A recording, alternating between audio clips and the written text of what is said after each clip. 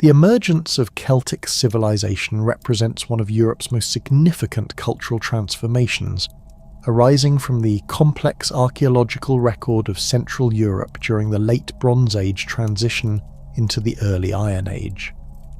The roots of Celtic identity can be traced through two distinct but interconnected archaeological cultures, the Urnfield culture and the subsequent Hallstatt culture, both of which provide compelling evidence for the gradual formation of what scholars recognise as Proto-Celtic peoples.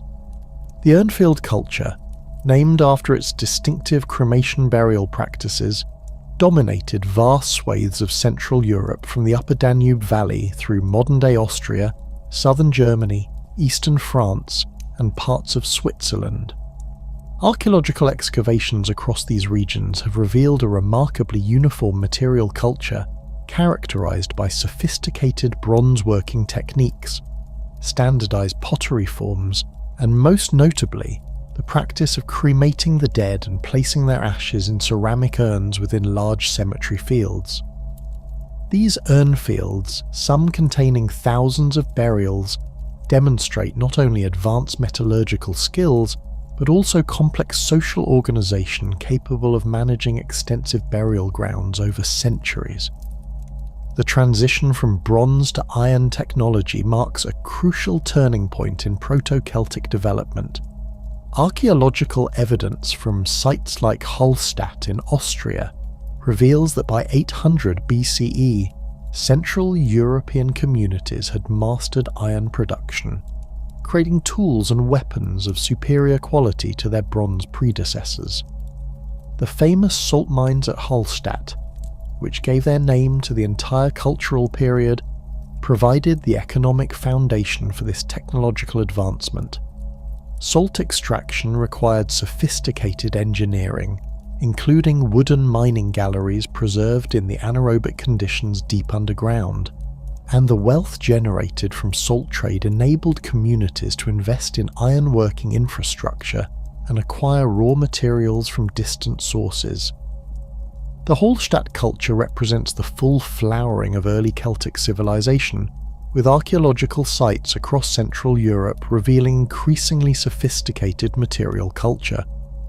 Excavations at Heuneberg in southwestern Germany have uncovered a fortified settlement with Mediterranean-influenced architecture, including mud brick walls constructed using techniques learned from Greek colonists. The site's rich assemblages include imported Greek pottery, Etruscan bronze vessels, and locally produced goods of exceptional quality, indicating extensive trade networks stretching from the Baltic to the Mediterranean. Celtic ironworking techniques developed distinct characteristics that set them apart from contemporary cultures. Archaeological analysis of iron artifacts from Hallstatt period sites reveals sophisticated understanding of carbon content manipulation, quenching techniques, and pattern welding. Celtic smiths produced not only functional tools and weapons, but also decorative items featuring intricate geometric patterns that would later evolve into the distinctive Latène artistic style. The quality of Celtic ironwork is evidenced by finds such as the Gundestrup cauldron and numerous ceremonial weapons discovered in ritual deposits across Europe. Pottery production during this period underwent significant stylistic evolution, with early Hallstatt ceramics displaying geometric decorations executed with precision and consistency across wide geographical areas. The standardization of pottery forms suggests established trade relationships and possibly shared cultural practices among Proto-Celtic communities. Distinctive vessel types, including large storage jars, drinking cups, and ceremonial bowls, appear consistently from eastern France to western Hungary, indicating cultural unity despite geographical separation. Burial practices provide particularly rich evidence for early Celtic social development. The transition from Urnfield cremation practices to increasingly elaborate inhumation burials during the Hallstatt period reflects significant social changes. Early Hallstatt burials maintained the cremation tradition, but gradually incorporated more grave goods, including iron weapons, bronze ornaments, and imported luxury items. By the later Hallstatt period, wealthy individuals were buried in wooden chambers beneath large earthen mounds, surrounded by wagons, horse gear, and extensive assemblages of prestige goods. The famous Hochdorf burial near Stuttgart exemplifies the wealth and sophistication of early Celtic elite culture. Dating to approximately 530 BCE, this burial contained a 40-year-old man laid on a bronze couch, wearing gold ornaments and surrounded by a four-wheeled wagon, bronze vessels and drinking equipment capable of serving 9 people. The burial chamber itself was constructed from massive oak timbers and covered with stones and earth to form a mound 60 meters in diameter. Such elaborate burials required enormous community resources and demonstrate the emergence of a powerful aristocratic class. The linguistic development of Celtic languages during this period remains partially reconstructed through comparative analysis of later Celtic languages and place name evidence. Proto-Celtic likely emerged in the Central European regions, where Urnfield and Hallstatt cultures flourished, gradually spreading outward through migration, trade, and cultural diffusion. The Celtic language family eventually encompassed Gaulish in modern France, Celtiberian in Spain, Lepontic in northern Italy, and the insular Celtic languages of Britain and Ireland. Archaeological evidence suggests that Celtic linguistic expansion accompanied technological and cultural diffusion rather than massive population movements. The spread of Celtic place names across Europe, many relating to geographical features, settlements, and tribal territories, indicates gradual linguistic adoption by existing populations rather than wholesale replacement. River names like the Rhine, Danube, and Thames preserve Celtic linguistic elements, suggesting the profound impact of Celtic culture on European geography and identity. Social stratification became increasingly pronounced during the Hallstatt period, with archaeological evidence revealing clear distinctions between elite and common burials. Wealthy graves contain imported Mediterranean goods, fine metalwork, and symbols of authority such as ceremonial weapons and drinking vessels. Common burials, while still containing grave goods, lack the elaborate assemblages and monumental construction associated with elite interments. This stratification suggests the development of hereditary aristocracy supported by control over trade, specialized craft production, and agricultural surplus. The warrior culture that would become synonymous with Celtic identity emerged during this formative period. Archaeological evidence from Hallstatt sites reveals sophisticated weapons technology, including long iron swords, spearheads, and defensive equipment. The emphasis on martial display is evident in both burial assemblages and settlement contexts, where weapons appear not only as functional items, but as symbols of status and identity. Warrior burials often include complete weapon sets, horse gear, and ceremonial drinking equipment, suggesting the integration of martial prowess with social authority and ritual practice. Trade networks during the Hallstatt period extended across vast distances, connecting Celtic communities with Mediterranean civilizations, Baltic amber sources, and Atlantic tin deposits.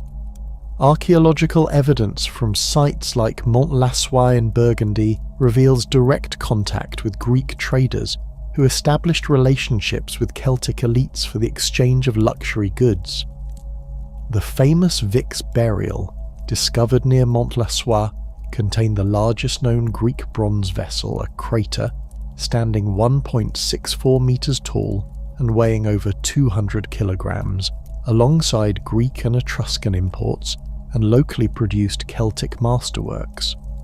The development of fortified settlements, known as oppida in later periods, began during the late Hallstatt era. These hilltop sites, protected by elaborate earthworks and wooden palisades, served as centres for craft production, trade, and political authority. Excavations at sites like the Huineberg have revealed specialised workshops for metalworking, pottery production, and textile manufacture, indicating the concentration of skilled craftsmen under elite patronage. The defensive nature of these settlements suggests increasing competition between communities and the need to protect accumulated wealth and resources. Craft specialisation reached new levels of sophistication during this period, with archaeological evidence revealing distinct workshops for different trades. Bronzeworking continued alongside iron production, with Celtic craftsmen creating elaborate decorative items, including torques, brooches, and ceremonial vessels. The technical skill required for these productions indicates extensive apprenticeship systems and the transmission of specialised knowledge across generations. Amber working, glass bead production, and fine pottery manufacture all show evidence of professional specialisation and quality control. The religious and ritual aspects of early Celtic culture, while difficult to reconstruct from archaeological evidence alone, show distinctive patterns that would persist throughout Celtic history. Ritual deposits of weapons, ornaments, and other valuable items in water sources, caves, and other natural features suggest sophisticated belief systems centered on the sacredness of the natural world. The practice of depositing complete weapon sets in rivers and lakes indicates rituals involving the deliberate sacrifice of valuable items, possibly related to warfare, seasonal cycles, or rites of passage. The transformation from Hallstatt to Latin culture around 450 BCE marked a revolutionary shift in Celtic artistic expression and territorial ambition that would define European civilization for the next 4 centuries. Named after the archaeological site on Lake Neuchâtel in Switzerland, where hundreds of Celtic artifacts were discovered in the 19th century, the Latin period witnessed the emergence of a distinctive artistic style that synthesized indigenous Celtic traditions with Mediterranean influences to create something entirely unprecedented in European material culture. The Latin artistic revolution began in the workshops of skilled metalworkers who had inherited centuries of Celtic craftsmanship but now encountered new inspirations through intensified contact with Greek and Etruscan traders. Archaeological evidence from sites across the Celtic heartland reveals a dramatic departure from the geometric patterns and rigid symmetry characteristic of Hallstatt art. Instead, Latin artisans developed a fluid organic style featuring curvilinear designs, stylized animal motifs, and complex interlacing patterns that seem to flow across the surfaces of bronze mirrors, sword scabbards, and ceremonial shields. The technical mastery required for Latin metalwork exceeded anything previously achieved in temperate Europe. Craftsmen working in bronze, iron, and precious metals developed sophisticated techniques, including repousse work, where designs were hammered from the reverse side to create raised relief patterns, and intricate inlay work using coral, amber, and enamel. The famous Battersea shield, recovered from the Thames and dating to approximately 350 BCE, exemplifies this technical achievement with its flowing bronze designs enhanced by red enamel inlays that create a mesmerizing interplay of curves and spirals across the shield's surface. Celtic torques, the distinctive neck rings that became symbols of aristocratic status, reached new heights of sophistication during the Latin period. The Snettisham Great Torque, discovered in Norfolk and crafted around 75 BCE, demonstrates the extraordinary skill of Celtic goldsmiths who twisted 8 separate gold cables together to form a neck ring weighing over 1 kilogram. The torque's terminals feature intricate relief work depicting stylized faces and flowing patterns that required hundreds of hours of meticulous craftsmanship. Such pieces were not merely ornamental, but served as displays of wealth, technical mastery, and cultural identity that could be read and understood across the Celtic world. The development of latten sword technology represented a parallel revolution in military equipment. Celtic swordsmiths perfected the production of long iron swords, typically measuring 80 centimeters in blade length, that became the preferred weapons of Celtic warriors throughout Europe. These swords featured carefully controlled carbon content that provided optimal balance between hardness and flexibility, with some examples showing evidence of pattern welding techniques that created distinctive watered steel effects along the blade surface. The elaborate scabbards protecting these weapons became canvases for latten artistic expression, featuring engraved and embossed designs that often incorporated mythological themes and zoomorphic motifs. Archaeological evidence from workshop sites reveals the sophisticated organisation of latten craft production. Excavations at Manching in Bavaria have uncovered specialised metalworking areas where different craftsmen focused on specific aspects of production, from initial smelting and forging to final decoration and finishing. The standardisation of certain decorative motifs across vast geographical distances suggests the existence of established artistic traditions transmitted through apprenticeship networks and maintained through regular contact between craftsmen from different regions. The ceramic tradition during the latten period underwent its own transformation, with potters developing new forms and decorative techniques that complemented the artistic revolution in metalwork. Graphite-tempered pottery, particularly common in the eastern Celtic regions, achieved a distinctive lustrous black finish that provided an elegant backdrop for incised geometric patterns. Storage vessels, drinking cups, and ceremonial bowls displayed increasingly sophisticated proportions and surface treatments that reflected the same aesthetic principles governing metalwork design. The territorial expansion of Celtic peoples during the latten period represents one of the most significant population movements in European prehistory. Archaeological evidence combined with historical accounts from Greek and Roman sources documents Celtic migrations that carried latten culture from its Central European origins to the Atlantic shores of Ireland and the highlands of Anatolia. These movements were not simple military conquests, but complex processes involving trade relationships, intermarriage, cultural adoption, and gradual settlement that transformed the ethnic and linguistic landscape of Europe. The Celtic expansion into Gaul began in the 5th century BCE as communities from the Rhine Valley and eastern France gradually moved westward and southward.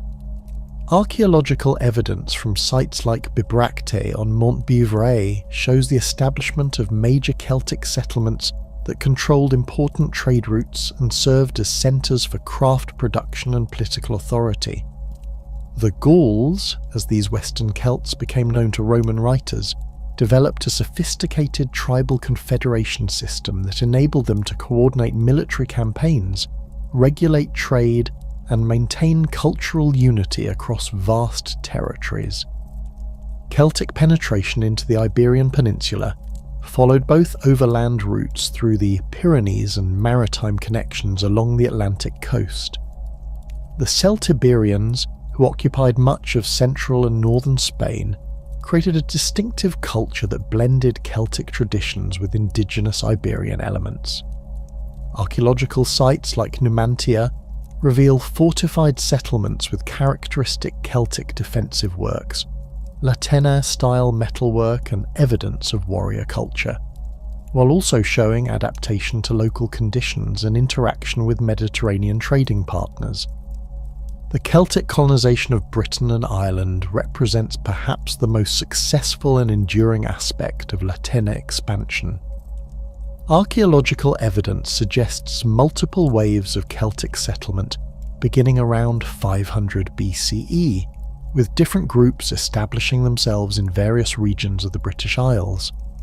The Hallstatt and early Latin material culture, found at sites like Danebury in Hampshire, indicates that Celtic settlers brought with them not only their artistic traditions and technological knowledge, but also their social organisation and religious practices.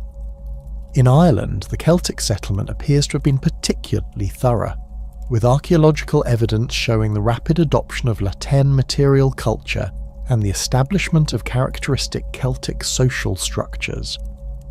The famous Broita hoard, discovered in County Londonderry, contains gold objects including a model boat and elaborate talks that demonstrate the successful transplantation of Celtic gold-working traditions to Irish soil.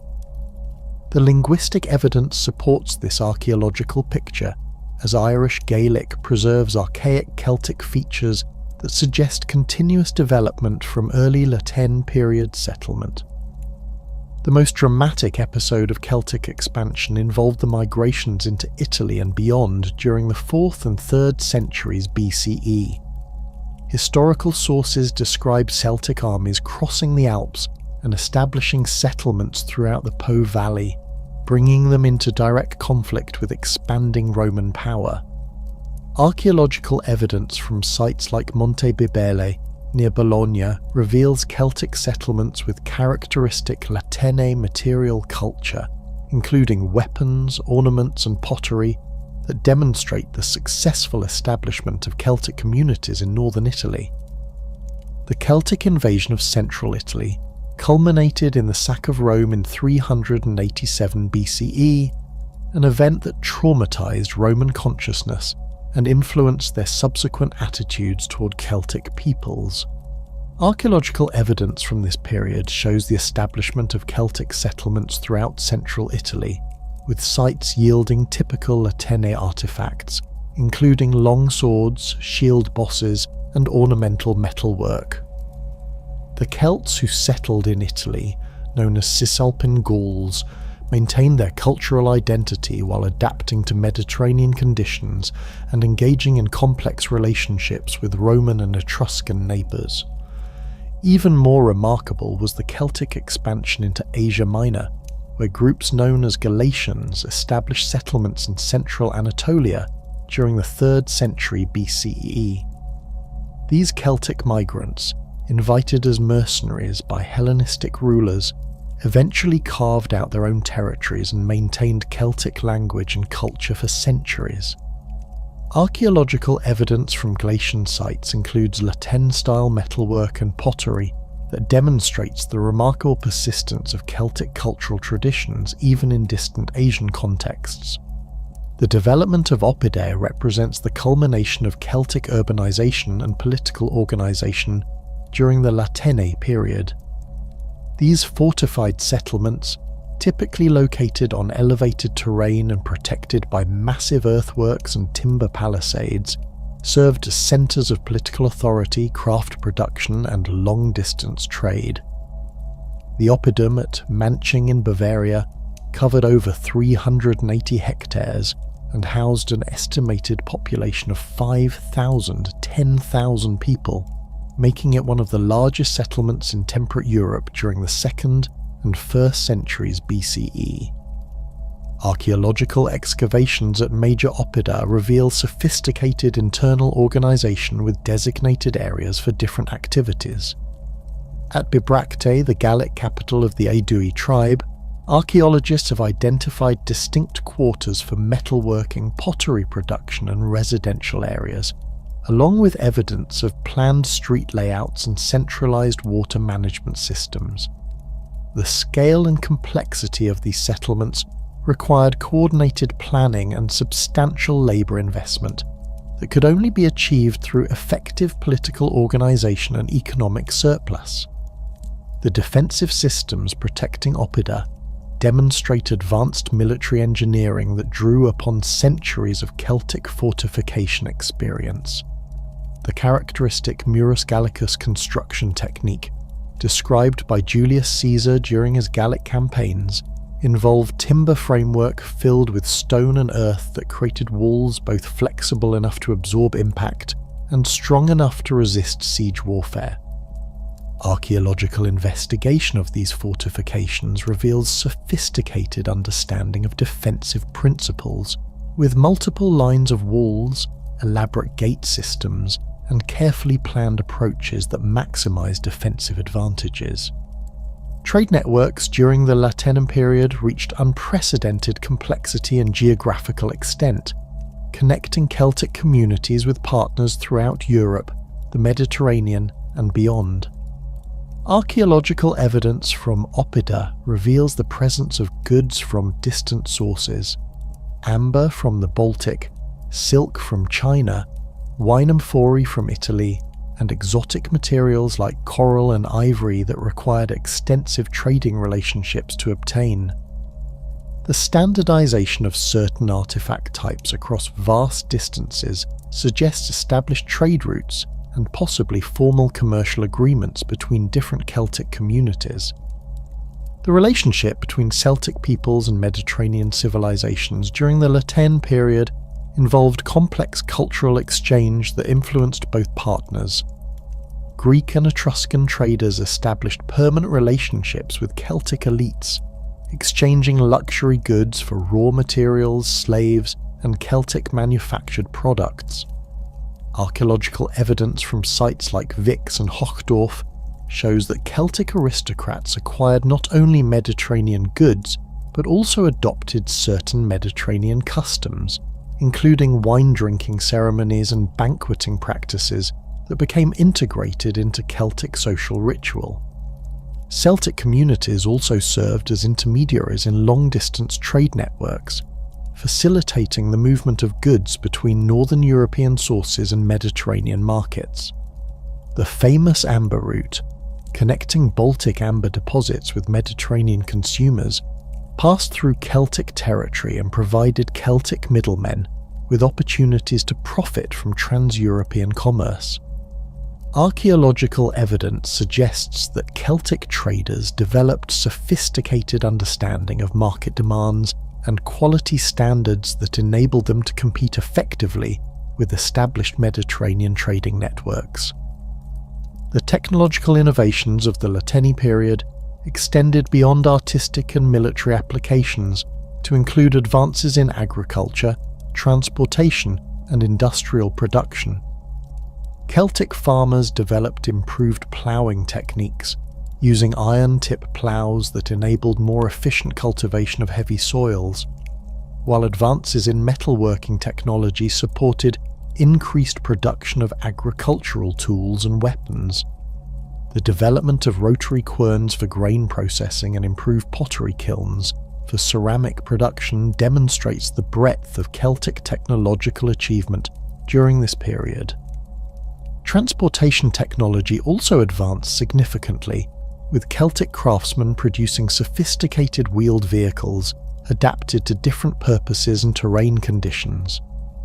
Archaeological evidence includes remains of both two-wheeled and four-wheeled vehicles, some elaborately decorated for ceremonial use and others designed for practical transportation and warfare.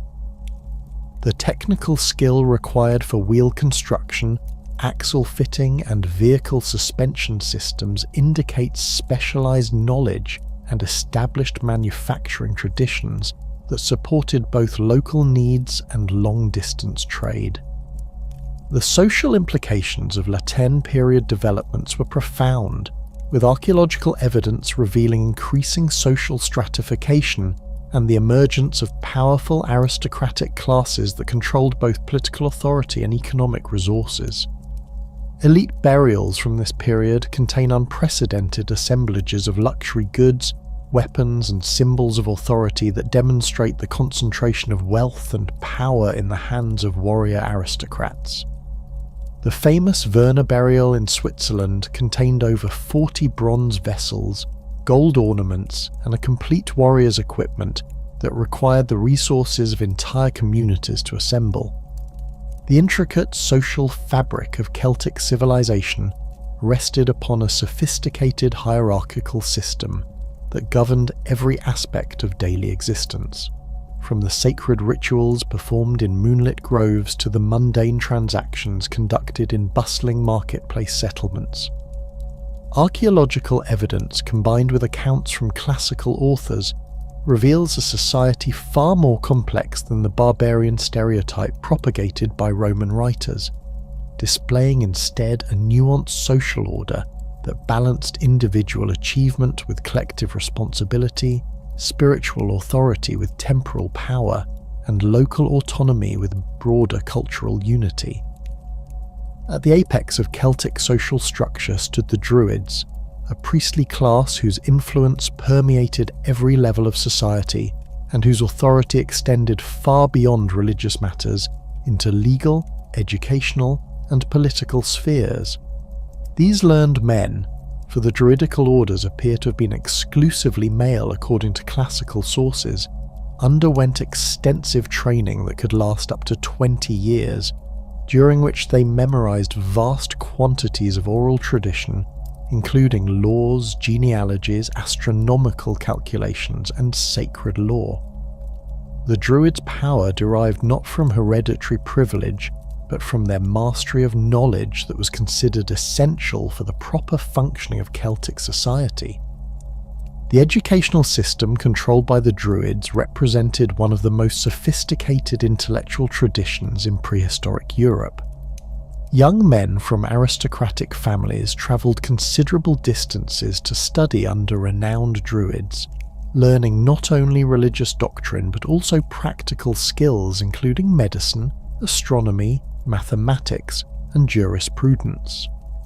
The druidical schools, often located in sacred groves or near important religious sites, attracted students from across the Celtic world, creating networks of shared knowledge and cultural exchange that helped maintain Celtic unity despite political fragmentation.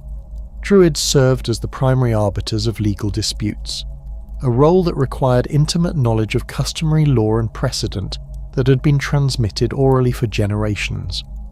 Their legal authority extended from minor property disputes between neighbours to major conflicts between tribes, and their decisions were considered binding because they were believed to reflect divine will rather than merely human judgment.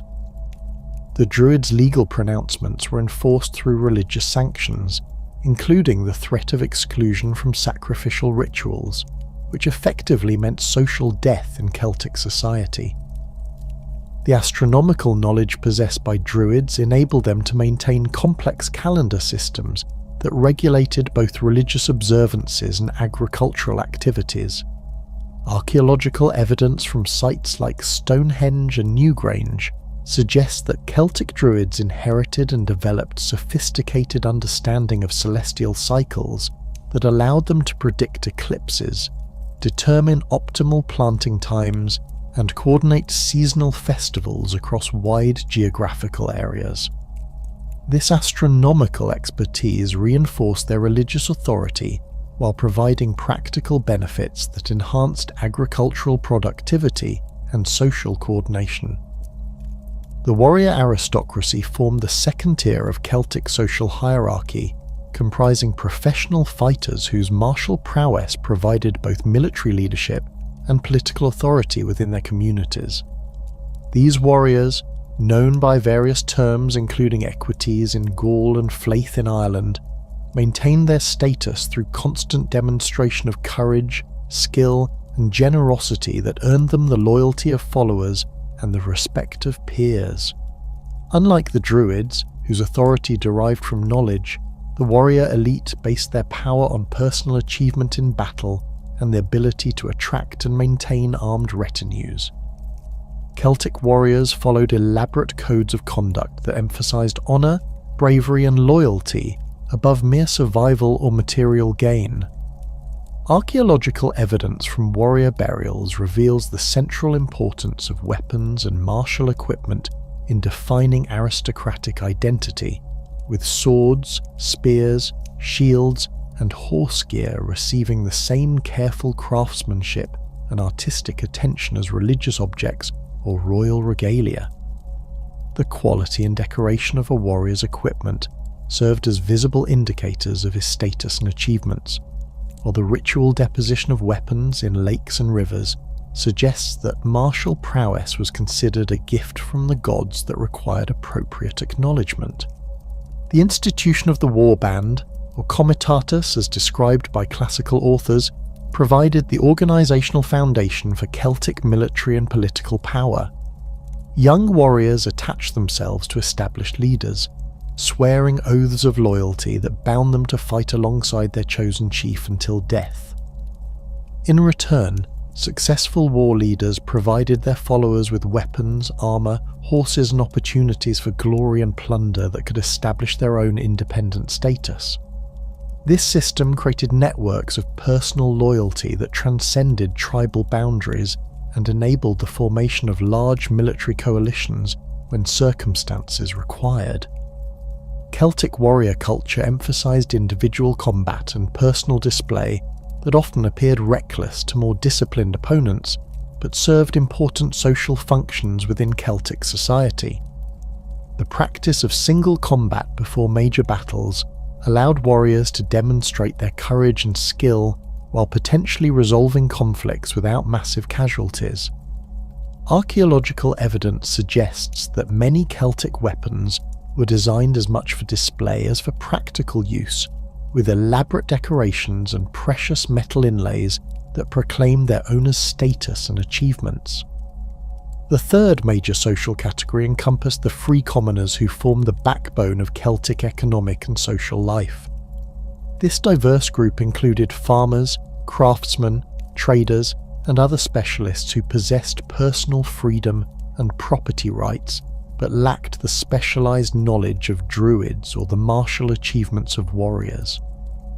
Archaeological evidence from settlement sites reveals that free commoners lived in substantial houses, owned livestock and agricultural tools, and participated in local and regional trade networks that connected them to the broader Celtic world.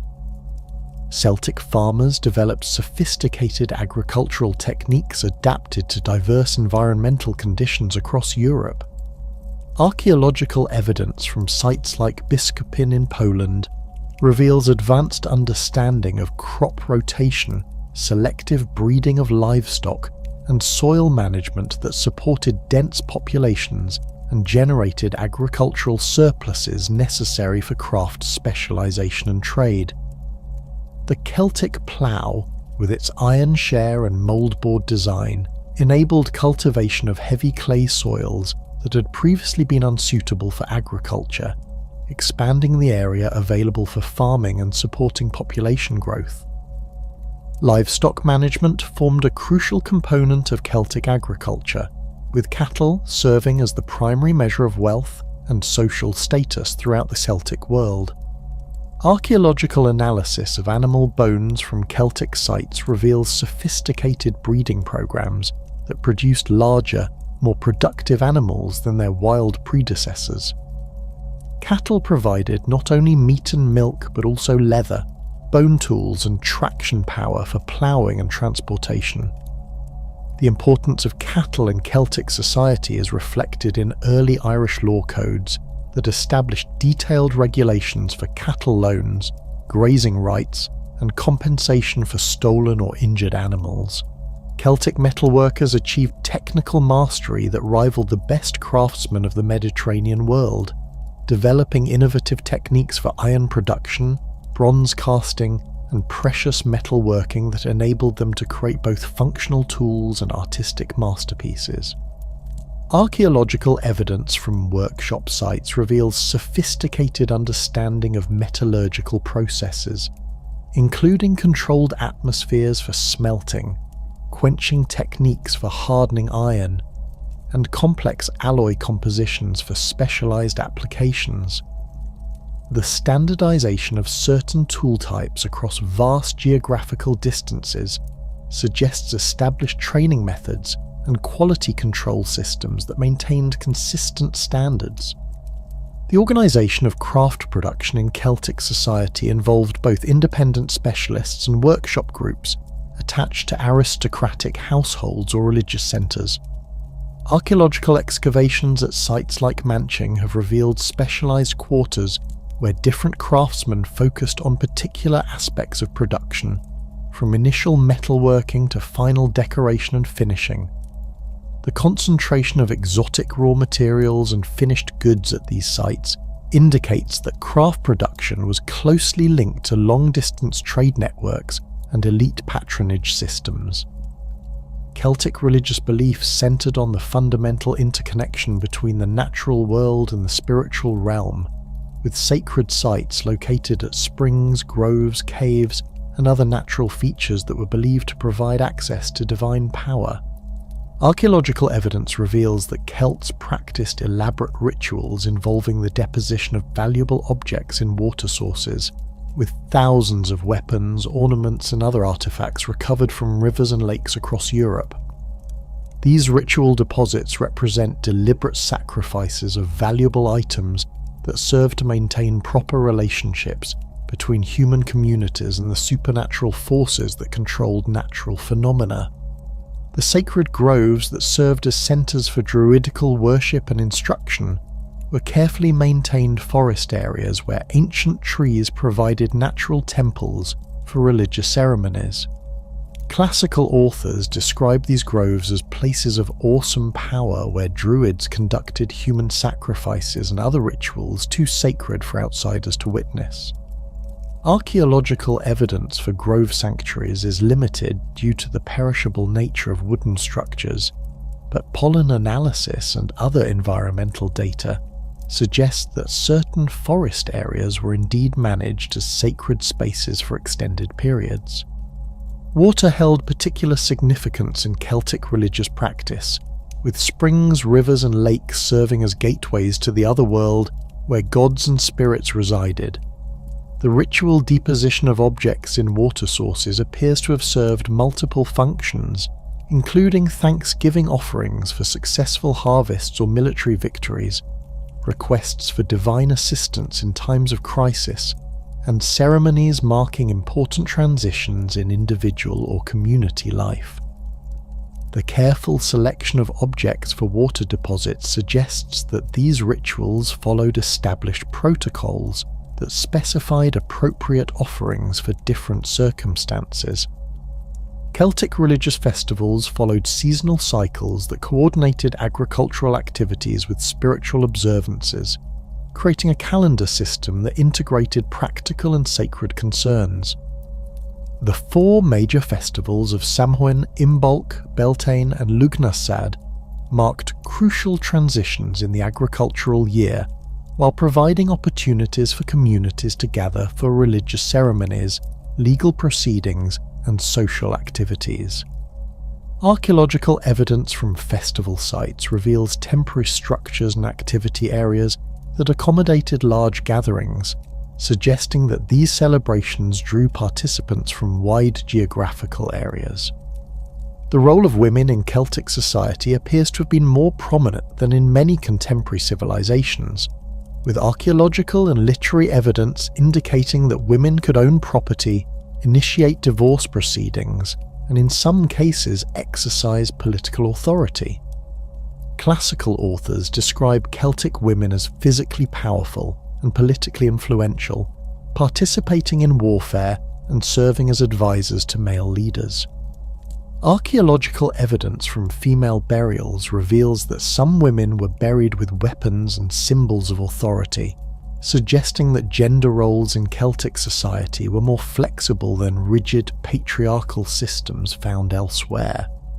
Celtic marriage customs involved complex negotiations between families that considered economic, political, and social factors in addition to personal preferences.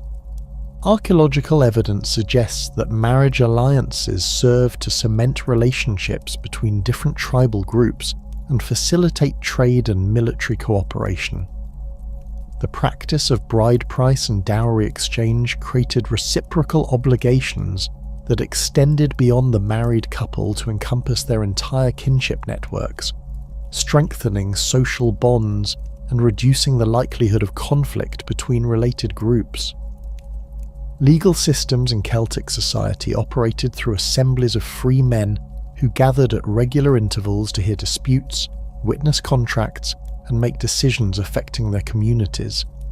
These assemblies, often held at traditional meeting places marked by stone circles or other monuments, provided forums for democratic participation in local governance, while maintaining respect for customary law and druidical authority.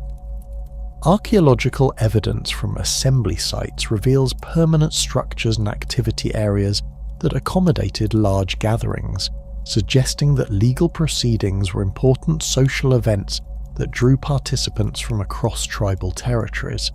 The Celtic concept of honour permeated all aspects of social interaction, creating behavioural expectations that governed relationships between individuals of different social ranks. Honour could be gained through martial achievement, generous hospitality, skillful craftsmanship, or wise counsel, while it could be lost through cowardice, stinginess, poor workmanship, or false testimony. The maintenance of personal and family honour required constant attention to social obligations and public behaviour, creating a system of social control that operated through peer pressure rather than centralised authority. Celtic households typically included extended family members, servants, and dependent clients who formed economic and social units capable of self-sufficiency in most circumstances. Archaeological evidence from domestic sites reveals substantial houses with multiple rooms and storage areas that accommodated large household groups and their possessions. The organisation of domestic space suggests clear distinctions between public and private areas, with specialised spaces for different activities including food preparation, craft production, and religious observances. The economic foundation of Celtic society rested on mixed farming systems that combined crop cultivation with animal husbandry, supplemented by hunting, fishing, and gathering of wild resources. Archaeological analysis of settlement sites reveals sophisticated understanding of environmental management, with evidence of forest clearance, field systems, and water management that maximised agricultural productivity while maintaining ecological balance. The diversity of economic activities within Celtic communities provided resilience against environmental fluctuations and created opportunities for specialisation and trade.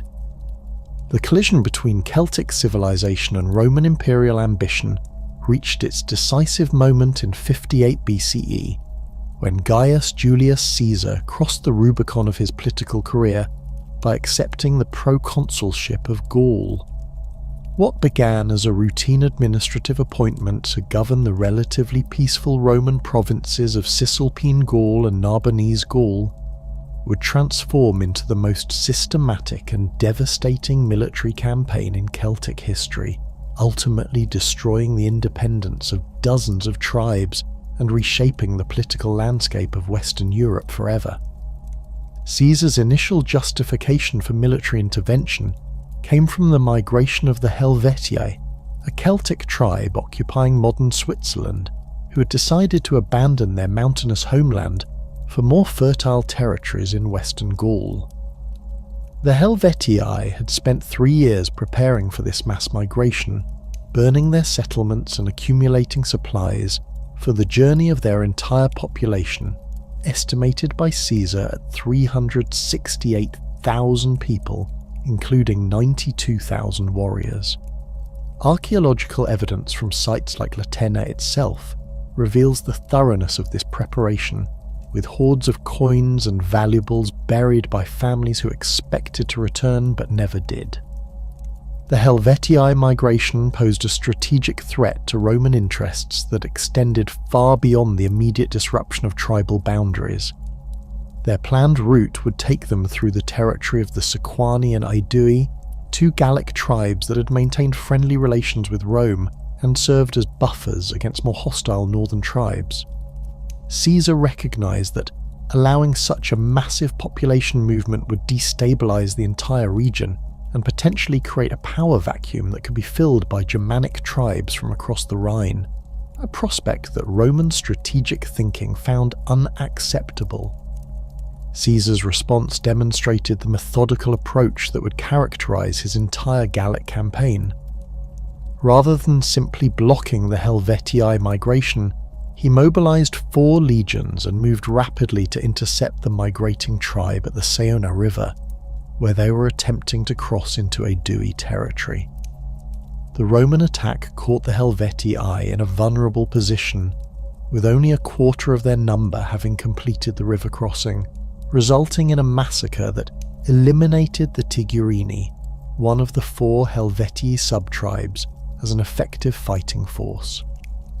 The subsequent pursuit of the main Helvetii force revealed Caesar's tactical brilliance and his understanding of Celtic warfare.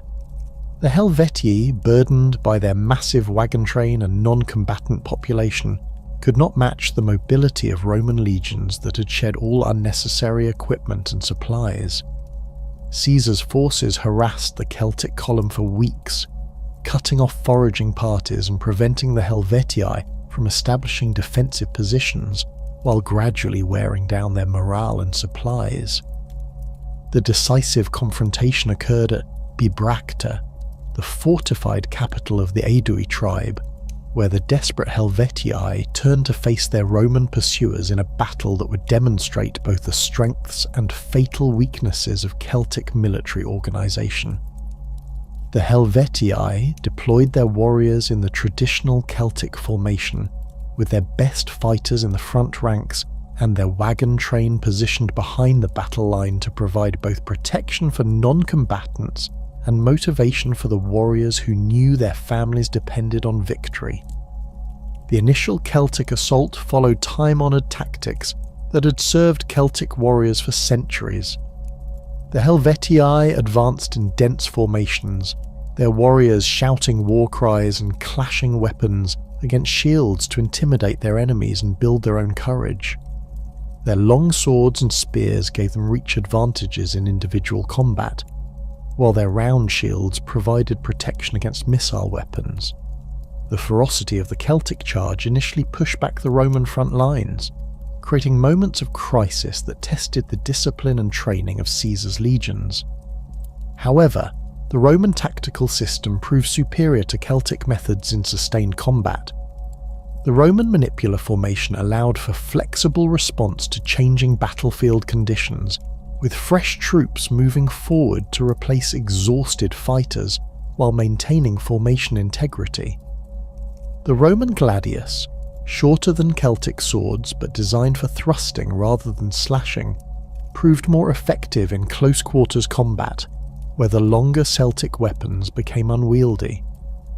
Most critically, Roman tactical doctrine emphasized coordinated unit action rather than individual heroics, preventing the kind of battlefield fragmentation that often occurred when Celtic warriors pursued personal glory. The battle's turning point came when Caesar committed his reserves in a flanking maneuver that caught the Helvetii warriors between 2 Roman forces. The Celtic formation, designed for frontal assault, could not adapt quickly enough to this tactical innovation. As their battle line collapsed, panic spread through the Helvetii ranks, and what had begun as an organised withdrawal became a rout. The Celtic warriors, many of whom had never faced Roman legions in pitched battle, discovered that their traditional tactics were inadequate against opponents who fought as disciplined units rather than individual champions.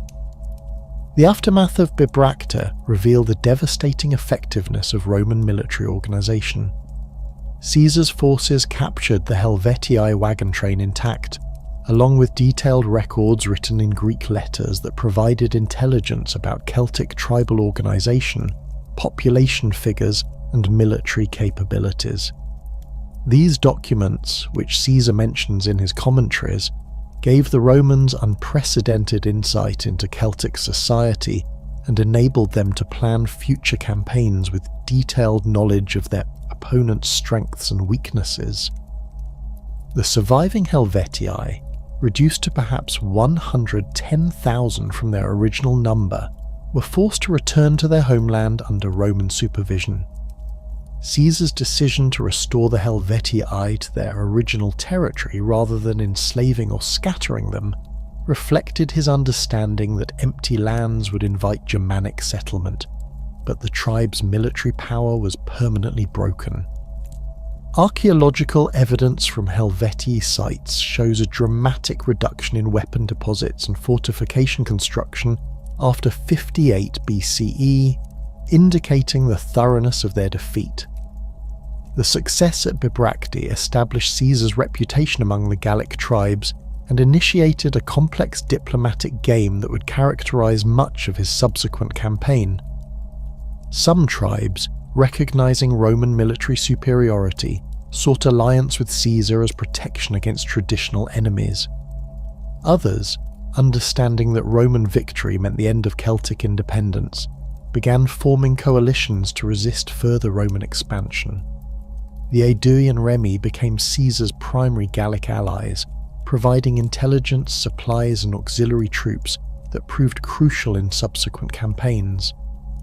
The Germanic threat that had initially justified Roman intervention in Gaul materialized in the form of Ariovistus, a Suebi king who had established himself in Sequani territory and was attracting additional Germanic settlers across the Rhine.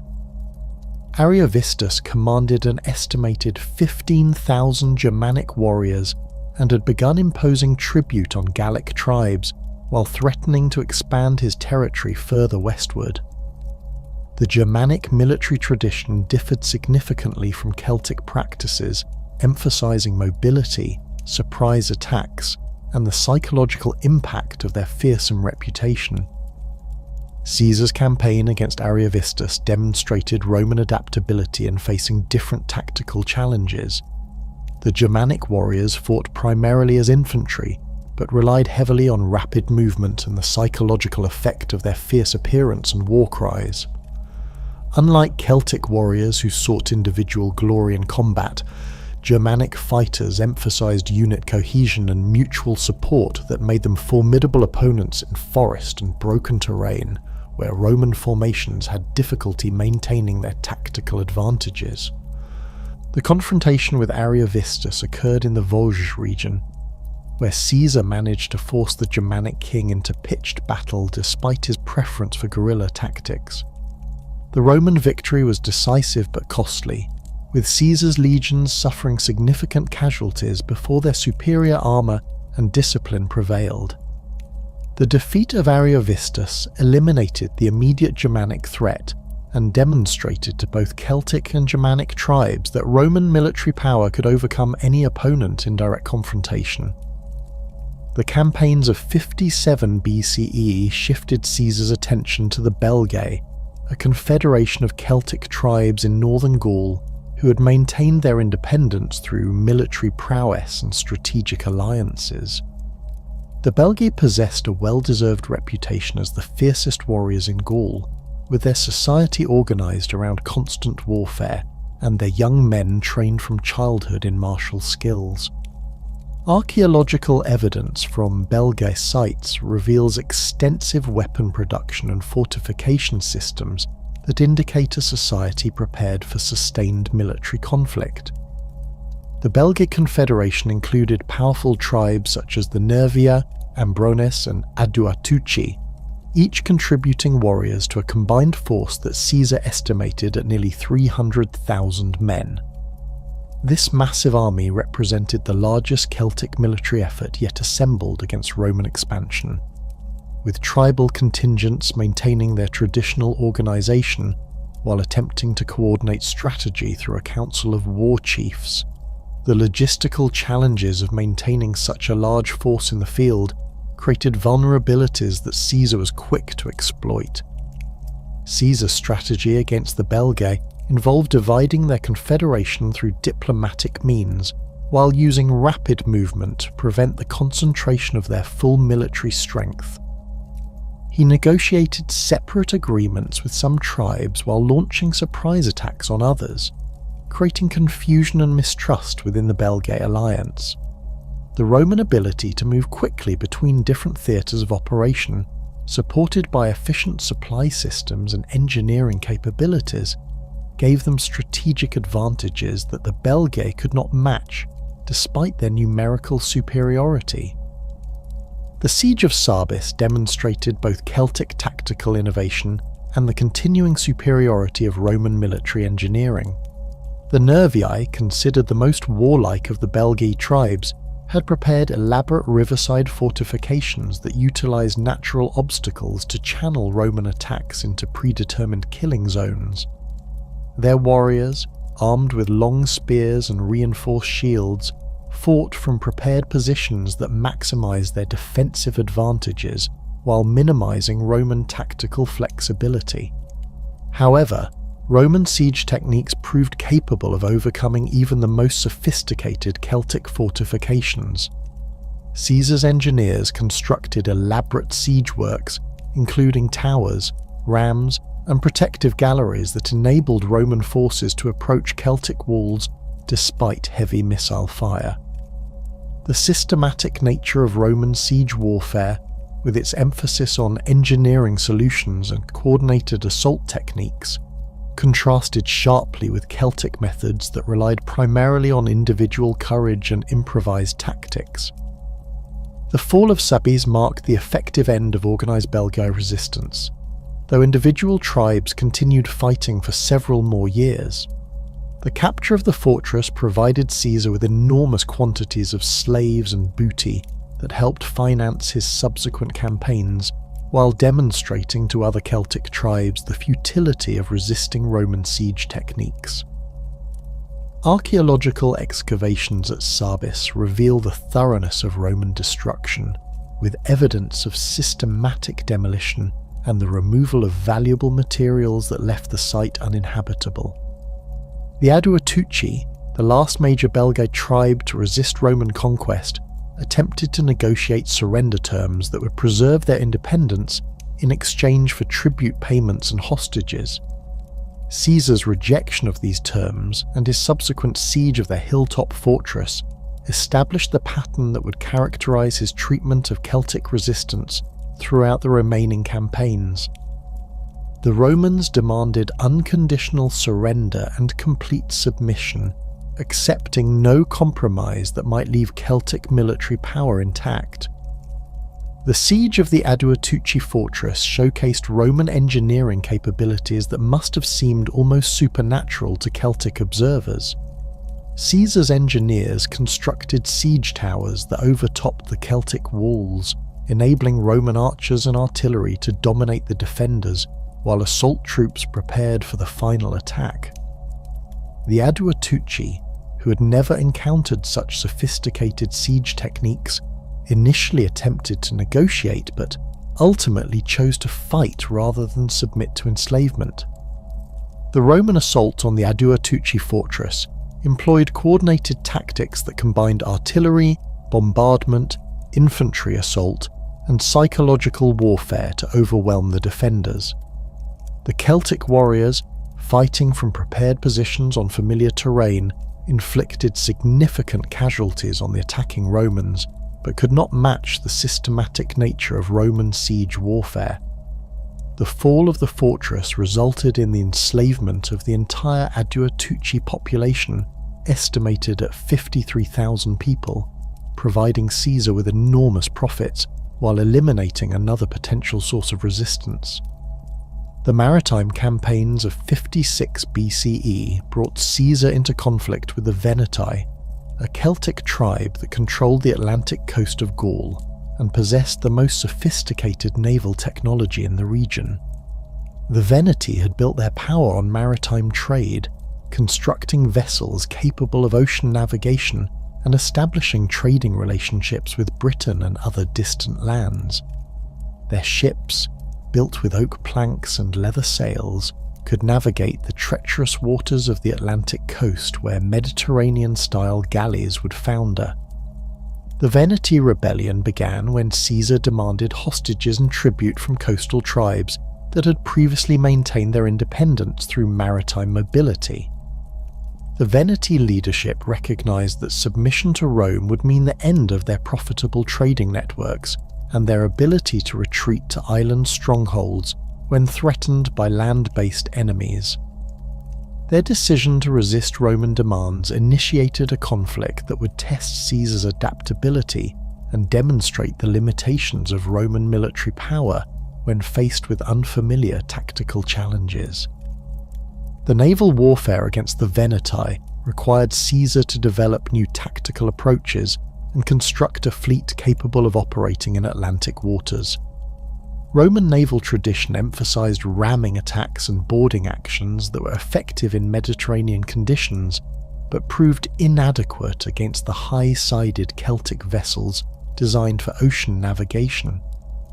The Veneti ships, with their flexible leather sails and shallow draft, could operate in waters where Roman galleys could not follow, creating strategic advantages that neutralized Roman superiority in land warfare.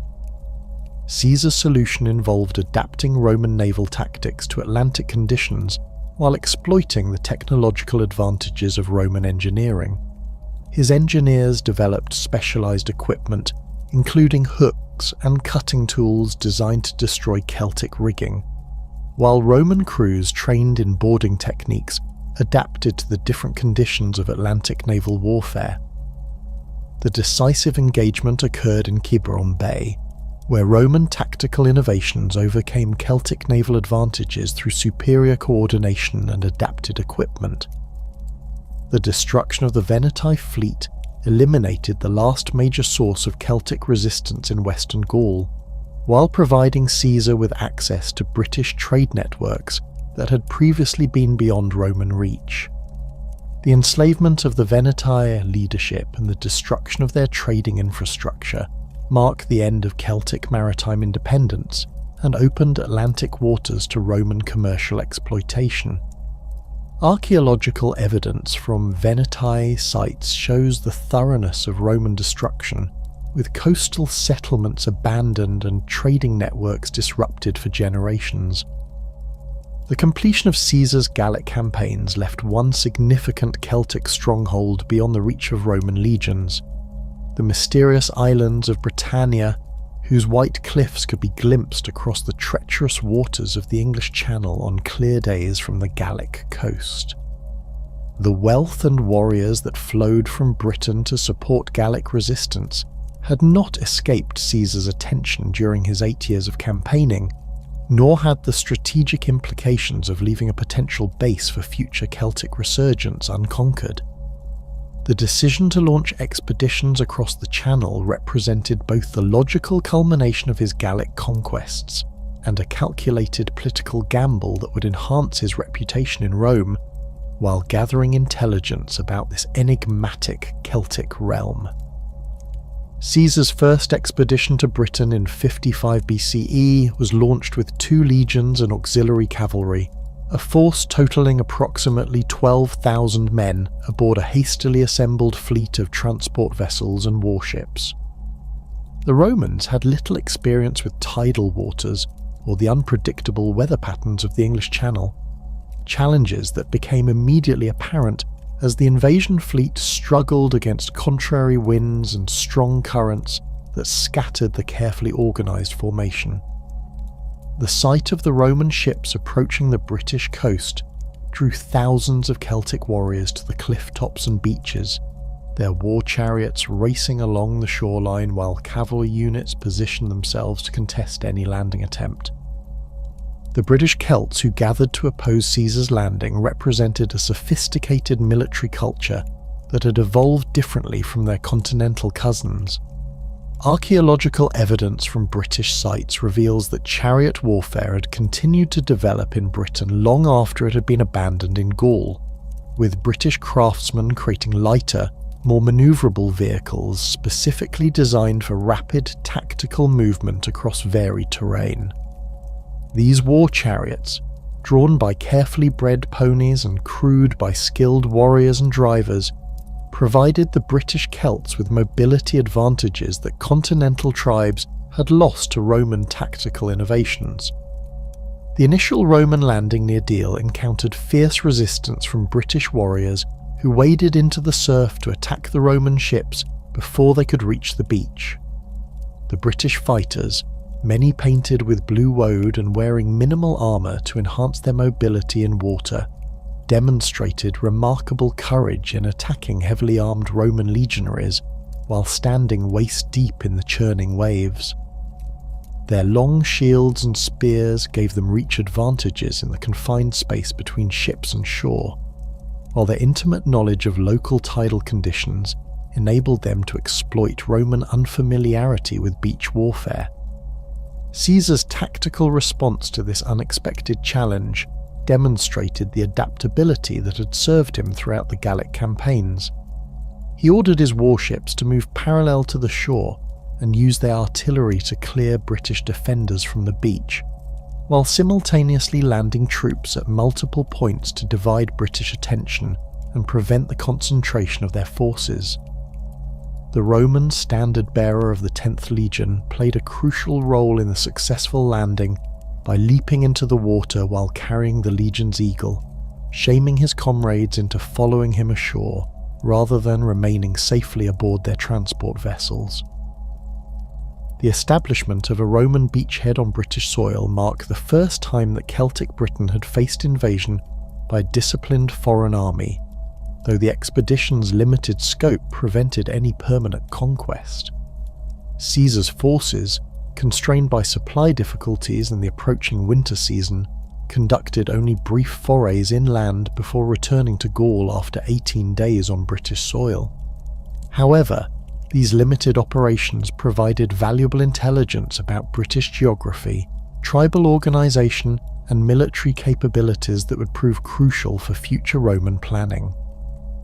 The British response to Caesar's first expedition revealed both the strengths and weaknesses of Celtic political organisation in Britain.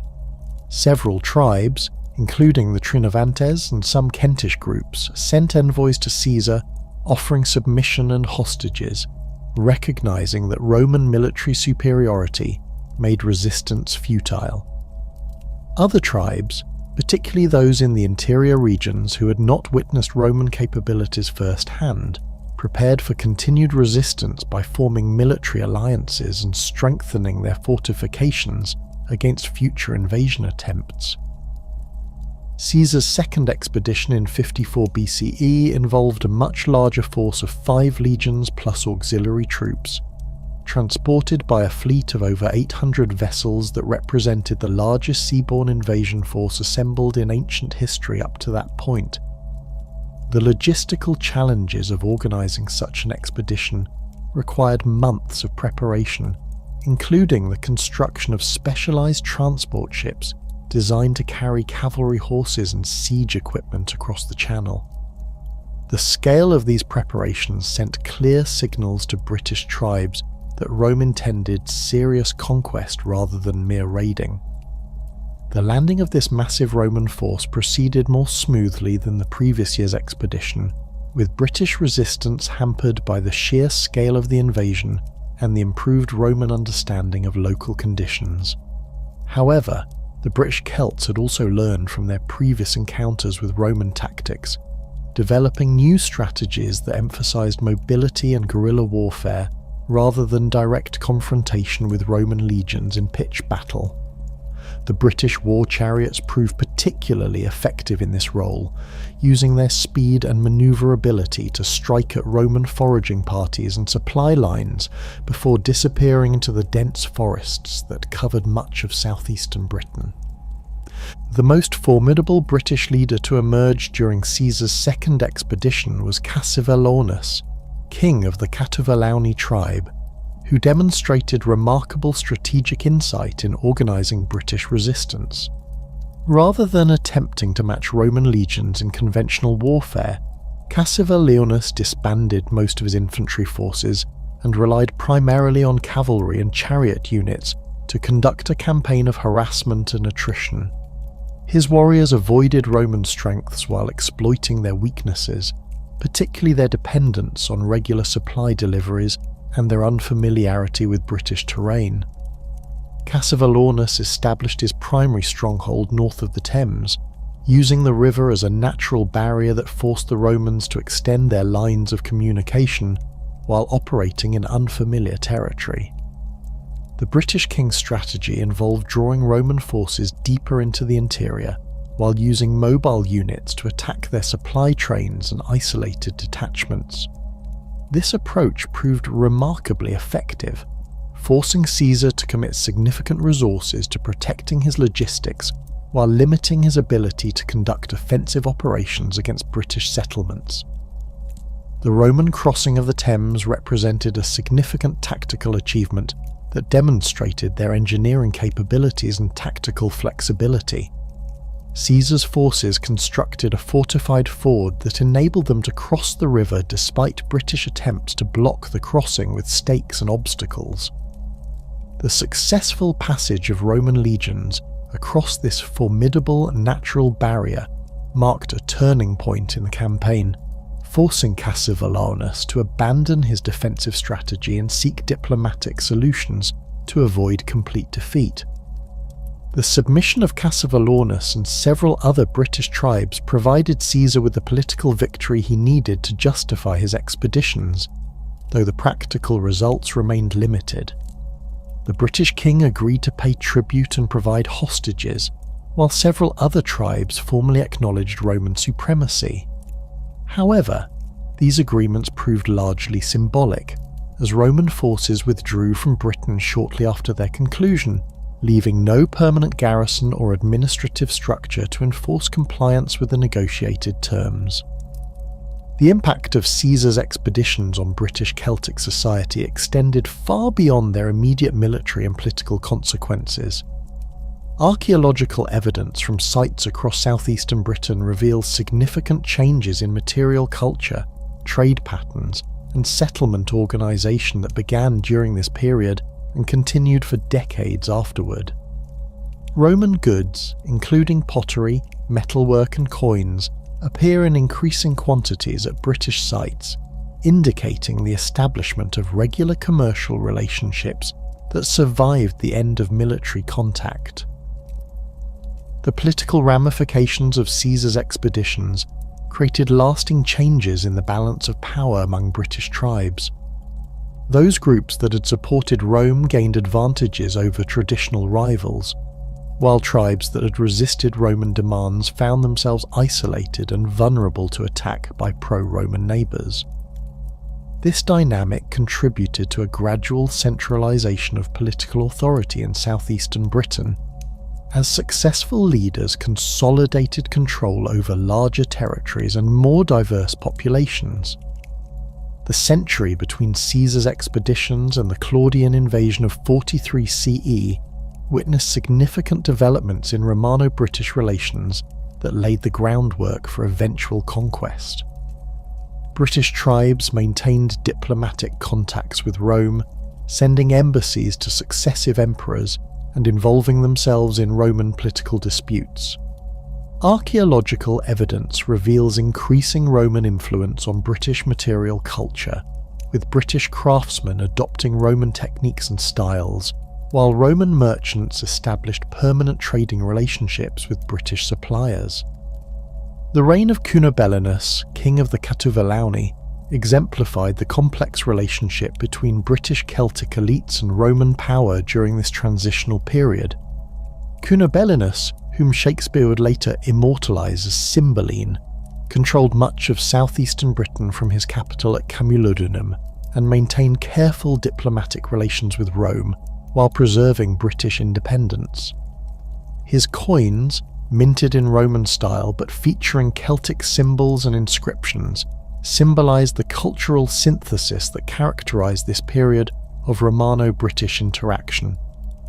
The death of Cunobelinus around 40 CE created a succession crisis that provided Rome with the opportunity for renewed intervention in British affairs. His sons Caratacus and Togodumnus adopted more aggressive policies toward Rome and began expanding Catuvellaunian territory at the expense of pro-Roman tribes like the Atrebates. The resulting instability threatened Roman commercial interests and provided Emperor Claudius with the justification he needed for a full-scale invasion of Britain. The Claudian invasion of 43 CE represented a fundamentally different approach to British conquest than Caesar's earlier expeditions.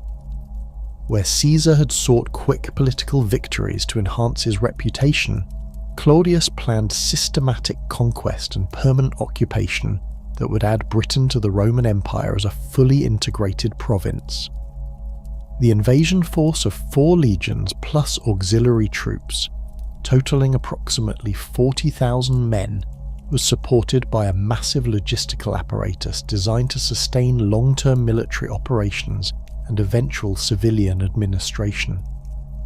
The Roman landing at Richborough proceeded without the fierce resistance that had characterized Caesar's expeditions, partly due to improved Roman planning and partly because British attention was focused on internal political disputes following Cunobelinus's death.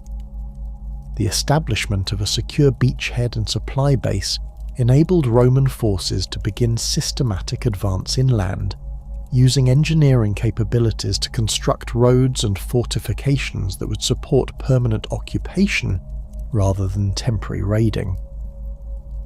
The initial British response to the Claudian invasion revealed the continuing political fragmentation that weakened Celtic resistance throughout the conquest period.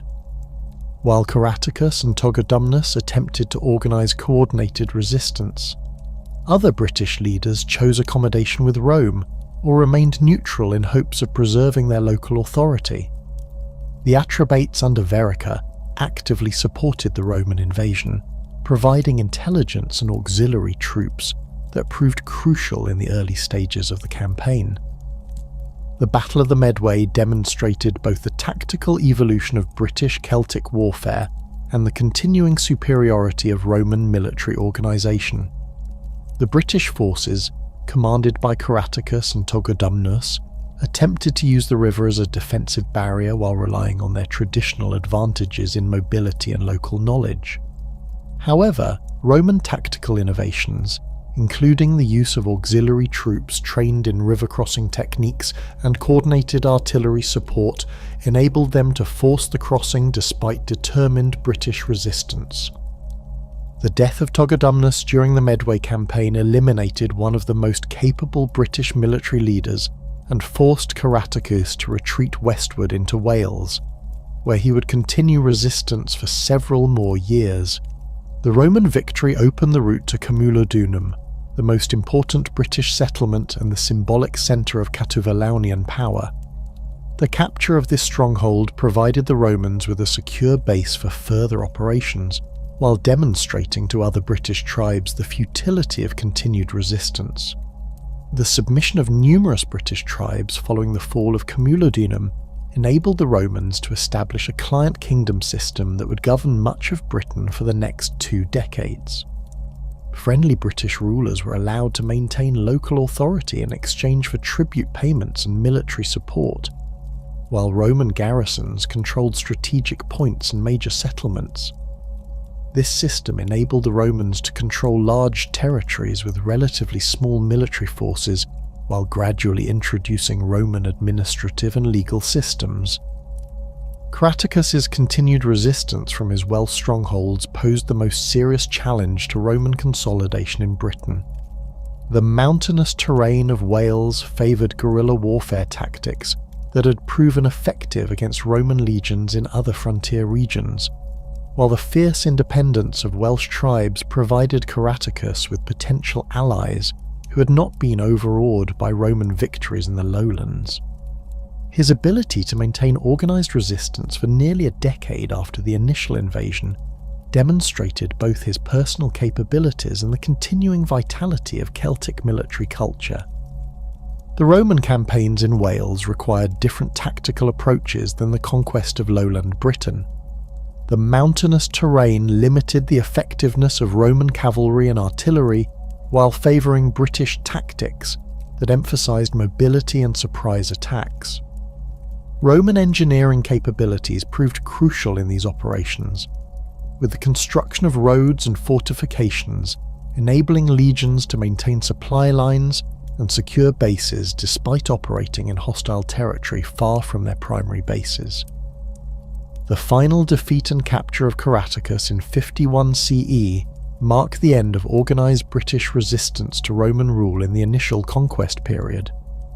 His betrayal by Cartimandua, Queen of the Brigantes, illustrated the complex political calculations that British leaders faced when dealing with Roman power. Cartimandua's decision to hand over Caratacus to the Romans secured her own position as a client ruler while eliminating a potential rival for leadership of British resistance. The treatment of Caratacus following his capture demonstrated Roman political sophistication in dealing with defeated enemies. Rather than executing the British leader, Emperor Claudius granted him clemency and allowed him to live in Rome as an honoured prisoner, a decision that served Roman propaganda purposes while eliminating the possibility of Caratacus becoming a martyr for continued British resistance. The British king's dignified speech to the Roman Senate, recorded by Tacitus, provided a fitting end to the heroic phase of British Celtic resistance. The decade following Caratacus's defeat witnessed the gradual extension of Roman control throughout lowland Britain and the beginning of systematic Romanisation policies designed to integrate British Celtic elites into imperial administration. The establishment of coloniae at Camulodunum and other strategic locations provided centres for Roman culture and administration, while the construction of roads, aqueducts and other infrastructure demonstrated the benefits of Roman rule to British populations. However, the heavy-handed implementation of Roman policies, particularly the confiscation of tribal lands for veteran settlements and the imposition of heavy taxation, created growing resentment among British Celts who'd initially accepted Roman rule. The situation was further complicated by the behaviour of Roman officials and colonists, many of whom treated the Britons with contempt and exploited their positions for personal gain. These tensions would eventually explode into the most serious revolt against Roman rule in British history. The immediate cause of Boudicca's rebellion in 60 CE arose from the brutal treatment of the Iceni royal family following the death of King Prasutagus. The Iceni had maintained their independence as a client kingdom under Roman protection, with Prasutagus attempting to secure his family's position by naming Emperor Nero as co-heir alongside his daughters. However, Roman officials chose to interpret this arrangement as justification for annexing Iceni territory outright, while subjecting Boudicca and her daughters to humiliating and violent treatment that violated both Roman law and Celtic concepts of honour. The flogging of Boudicca and the rape of her daughters represented not merely personal crimes, but symbolic attacks on Celtic dignity and independence that resonated throughout British tribal society. The Roman actions violated fundamental Celtic beliefs about the sanctity of royal authority and the protection owed to women of high status, creating grievances that transcended tribal boundaries and united previously disparate groups in common cause against Roman rule.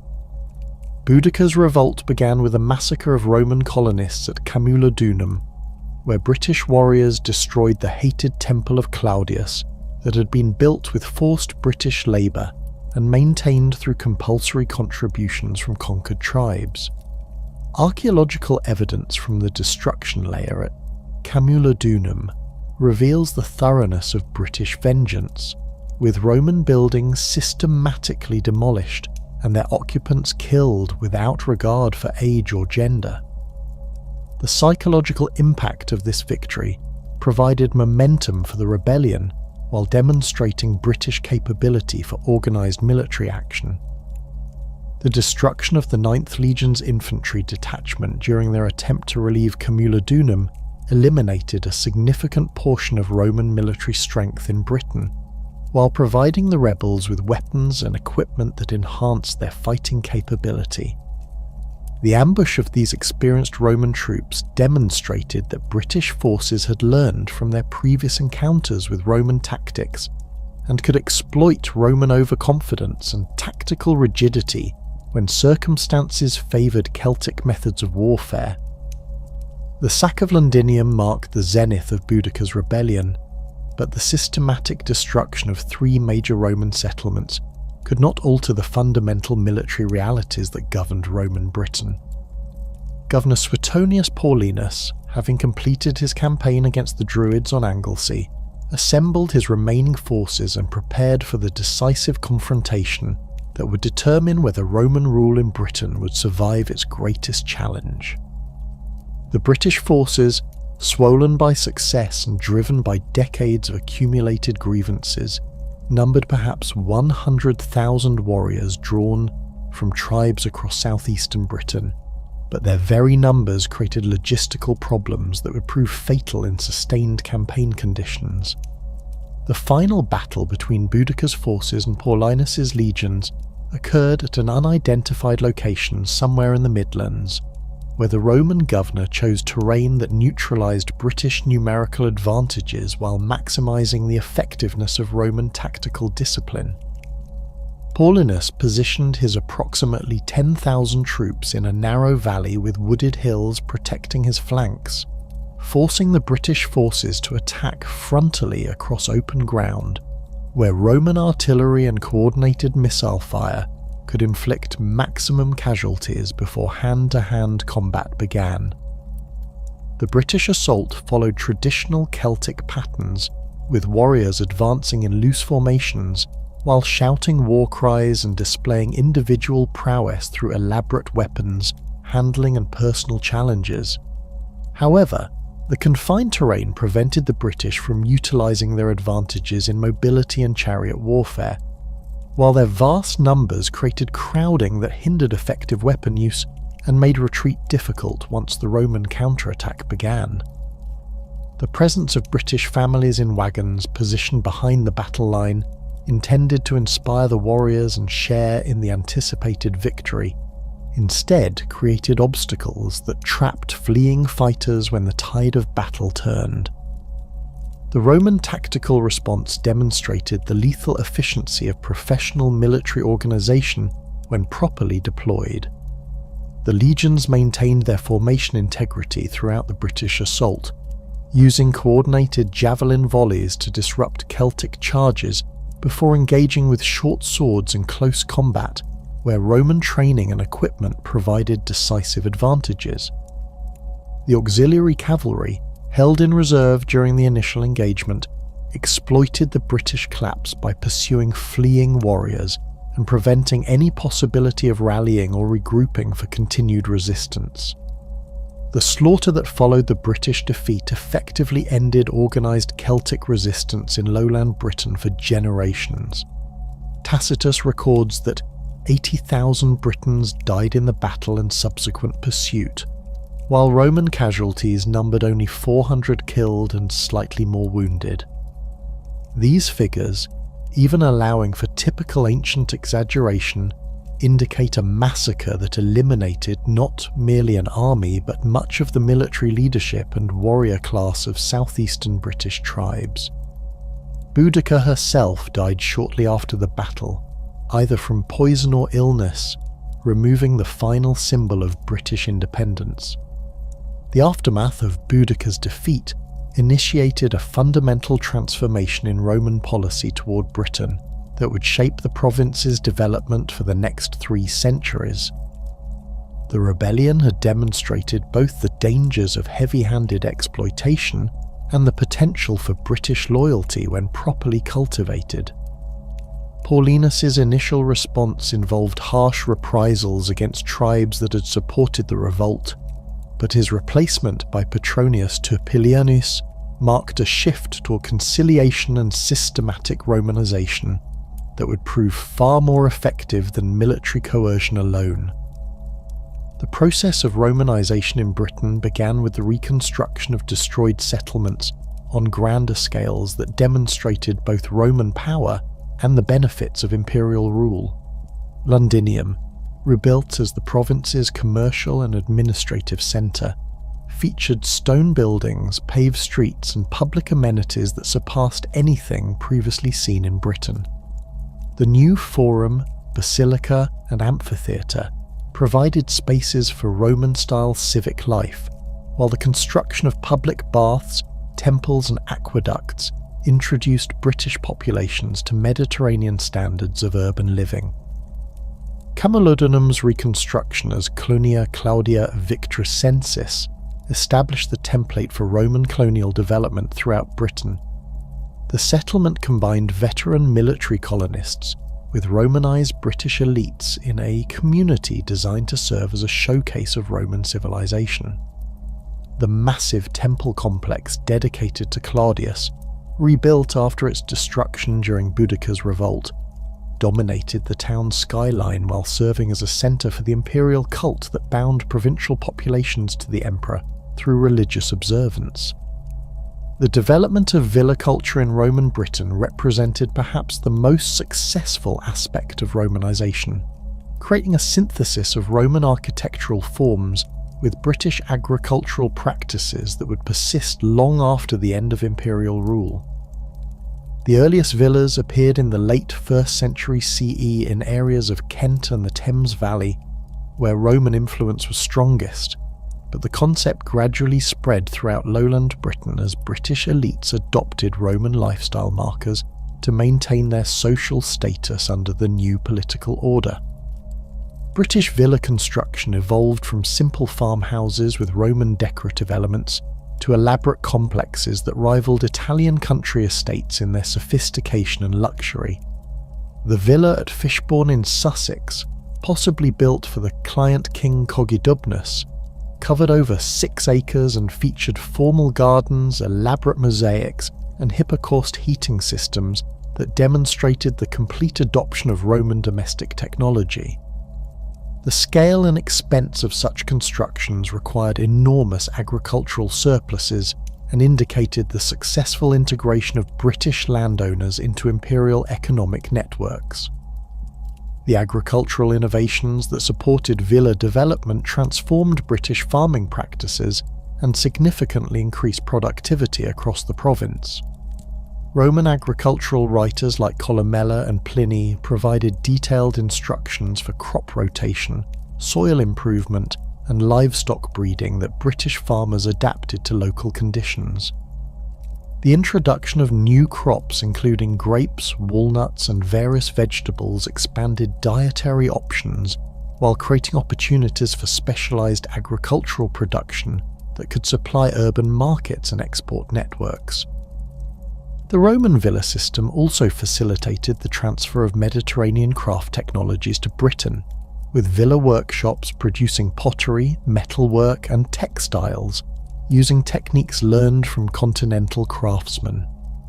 Archaeological evidence from villa sites reveals sophisticated production facilities including pottery kilns, metalworking forges, and textile workshops that supplied both local needs and regional markets. The standardization of products across different villa sites suggests the development of quality control systems and trade networks that connected British producers with consumers throughout the province. Urban development under Roman rule created entirely new forms of settlement that served as centres for administration, commerce, and cultural transformation. Towns like Verulamium, Cirencester, and Winchester grew from small Celtic settlements into substantial urban centres, with populations reaching 5,000, 10,000 inhabitants. These communities featured the full range of Roman urban amenities including forums, basilicas, theatres, amphitheatres, and public baths that provided venues for Roman-style civic and social life. The construction of Roman towns required massive investments in infrastructure that demonstrated imperial commitment to provincial development. The engineering challenges involved in building aqueducts, sewers, and paved streets in British conditions necessitated the training of local craftsmen in Roman construction techniques while providing employment for thousands of workers. The economic impact of urban construction projects stimulated local industries and created markets for building materials that encouraged entrepreneurial activity throughout the province. Roman legal and administrative systems gradually replaced traditional Celtic law and governance, though the transition occurred over several generations and involved considerable adaptation to local conditions. The establishment of civitates based on pre-existing tribal territories allowed for continuity in local leadership, while introducing Roman legal concepts and administrative procedures. British aristocrats who accepted Roman citizenship gained access to imperial legal protections and commercial opportunities while retaining authority over their traditional followers.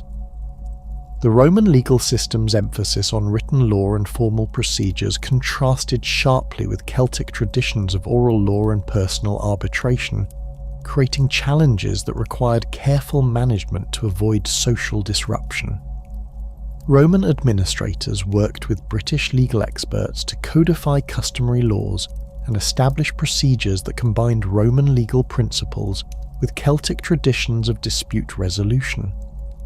The gradual adoption of Roman legal concepts occurred primarily through practical necessity, as increased commercial activity and urban development created situations that traditional Celtic law could not adequately address. Roman educational systems introduced literacy and classical learning to British elites, creating a Romanized intellectual class that would serve as intermediaries between imperial administration and local populations. The establishment of schools in major towns provided instruction in Latin language and literature, Roman history and law, and Greek philosophy that equipped British students for careers in imperial service. Archaeological evidence from writing tablets found at sites like Vindolanda reveals the extent to which literacy penetrated British society, with routine correspondence and administrative documents demonstrating widespread familiarity with written communication. Despite the comprehensive nature of Romanization efforts, Celtic cultural elements persisted throughout the Roman period and in many cases merged with Roman traditions to create distinctive Romano-British cultural forms. Religious syncretism proved particularly important in this process, with Celtic deities acquiring Roman names and attributes, while retaining their essential characteristics and continuing to receive worship from both Celtic and Roman populations. The goddess Sulis, worshipped at the hot springs of Bath, exemplified this religious fusion by becoming identified with the Roman Minerva while maintaining her specifically Celtic associations with healing waters and prophetic powers. The elaborate temple complex built at Bath combined Roman architectural forms with Celtic religious traditions, creating a pilgrimage site that attracted visitors from throughout Britain and Gaul. The thousands of curse tablets deposited in the sacred spring demonstrate the persistence of Celtic magical practices within a Roman religious framework. Celtic artistic traditions adapted to Roman tastes and techniques, while maintaining distinctive stylistic elements that distinguished Romano-British art from purely Roman forms. Metalworkers continued to produce torques, brooches and other ornaments featuring traditional Celtic motifs, but they incorporated Roman decorative elements and manufacturing techniques that enhanced both the quality and market appeal of their products. The result was a hybrid artistic tradition that satisfied both Celtic cultural preferences and Roman aesthetic standards. The survival of Celtic languages throughout the Roman period indicates the limited penetration of Latin beyond administrative and commercial contexts. While urban elites and those involved in imperial service became fluent in Latin, the majority of the British population continued to speak Celtic languages in their daily lives. Place name evidence suggests that Celtic linguistic traditions remained dominant in rural areas, with Latin primarily serving as a language of government, trade, and formal education, rather than replacing native speech patterns. Celtic social structures also proved remarkably resilient under Roman rule, with traditional kinship networks and tribal loyalties continuing to influence social organisation despite the imposition of Roman administrative systems. The Roman practice of governing through existing elite families allowed Celtic aristocrats to maintain their social positions while adapting to new political realities. Marriage alliances between Roman officials and British nobility created networks of personal relationships that facilitated cultural exchange while preserving Celtic social hierarchies. The role of Celtic elites in Roman administration became increasingly important as the province developed and required more sophisticated governance structures. British aristocrats who acquired Roman citizenship and education found opportunities for advancement in imperial service, with some achieving high positions in the provincial administration and military commands. The career of Agricola's father-in-law, who rose from local British nobility to become a Roman senator, illustrates the possibilities available to those who successfully navigated the transition from Celtic to Roman identity. Military service provided another avenue for Celtic advancement within the Roman system, with British auxiliary units serving throughout the empire and achieving distinguished records in frontier warfare. The Batavian cavalry units recruited from British tribes became renowned for their skill and loyalty, serving in campaigns from Germany to Dacia and earning recognition from emperors and military commanders. The military diplomas awarded to retiring auxiliaries provided pathways to Roman citizenship and social advancement that benefited entire families and communities. Economic transformation under Roman rule involved the integration of British production into Mediterranean trade networks that connected the province with markets throughout the empire. British exports, including wool, hides, hunting dogs and slaves, found ready markets in Gaul and Italy, while imports of wine, olive oil, pottery and luxury goods provided British consumers with access to Mediterranean products and lifestyle options. The development of standardized coinage and commercial law facilitated this trade, while creating opportunities for British merchants and entrepreneurs. Agricultural intensification supported this commercial expansion by generating surpluses that could be traded for imported goods and services. Roman agricultural techniques, including improved ploughing methods, crop rotation systems, and livestock breeding programs, significantly increased productivity per acre while reducing labor requirements. The construction of granaries, mills, and processing facilities enabled efficient handling of agricultural surpluses while creating employment opportunities in rural areas. Industrial production in Roman Britain developed beyond traditional craft activities to include large-scale manufacturing operations that supplied both local and export markets. Pottery production centres in the Nene Valley and New Forest regions achieved industrial scales of operation, with standardised products distributed throughout Britain and exported to continental markets. Iron production in the Weald of Kent and Sussex expanded dramatically under Roman management, with sophisticated smelting operations producing both raw materials and finished goods for military and civilian use. The Roman road system revolutionized transportation and communications throughout Britain, connecting previously isolated regions with major urban centres and facilitating the movement of goods, people, and information. The construction of roads like Watling Street, Ermine Street, and the Fosse Way required enormous investments in engineering and labour, but created permanent infrastructure that supported economic development for centuries. The standardized construction techniques and maintenance systems ensured reliable transportation even in difficult weather conditions that had previously made travel dangerous or impossible.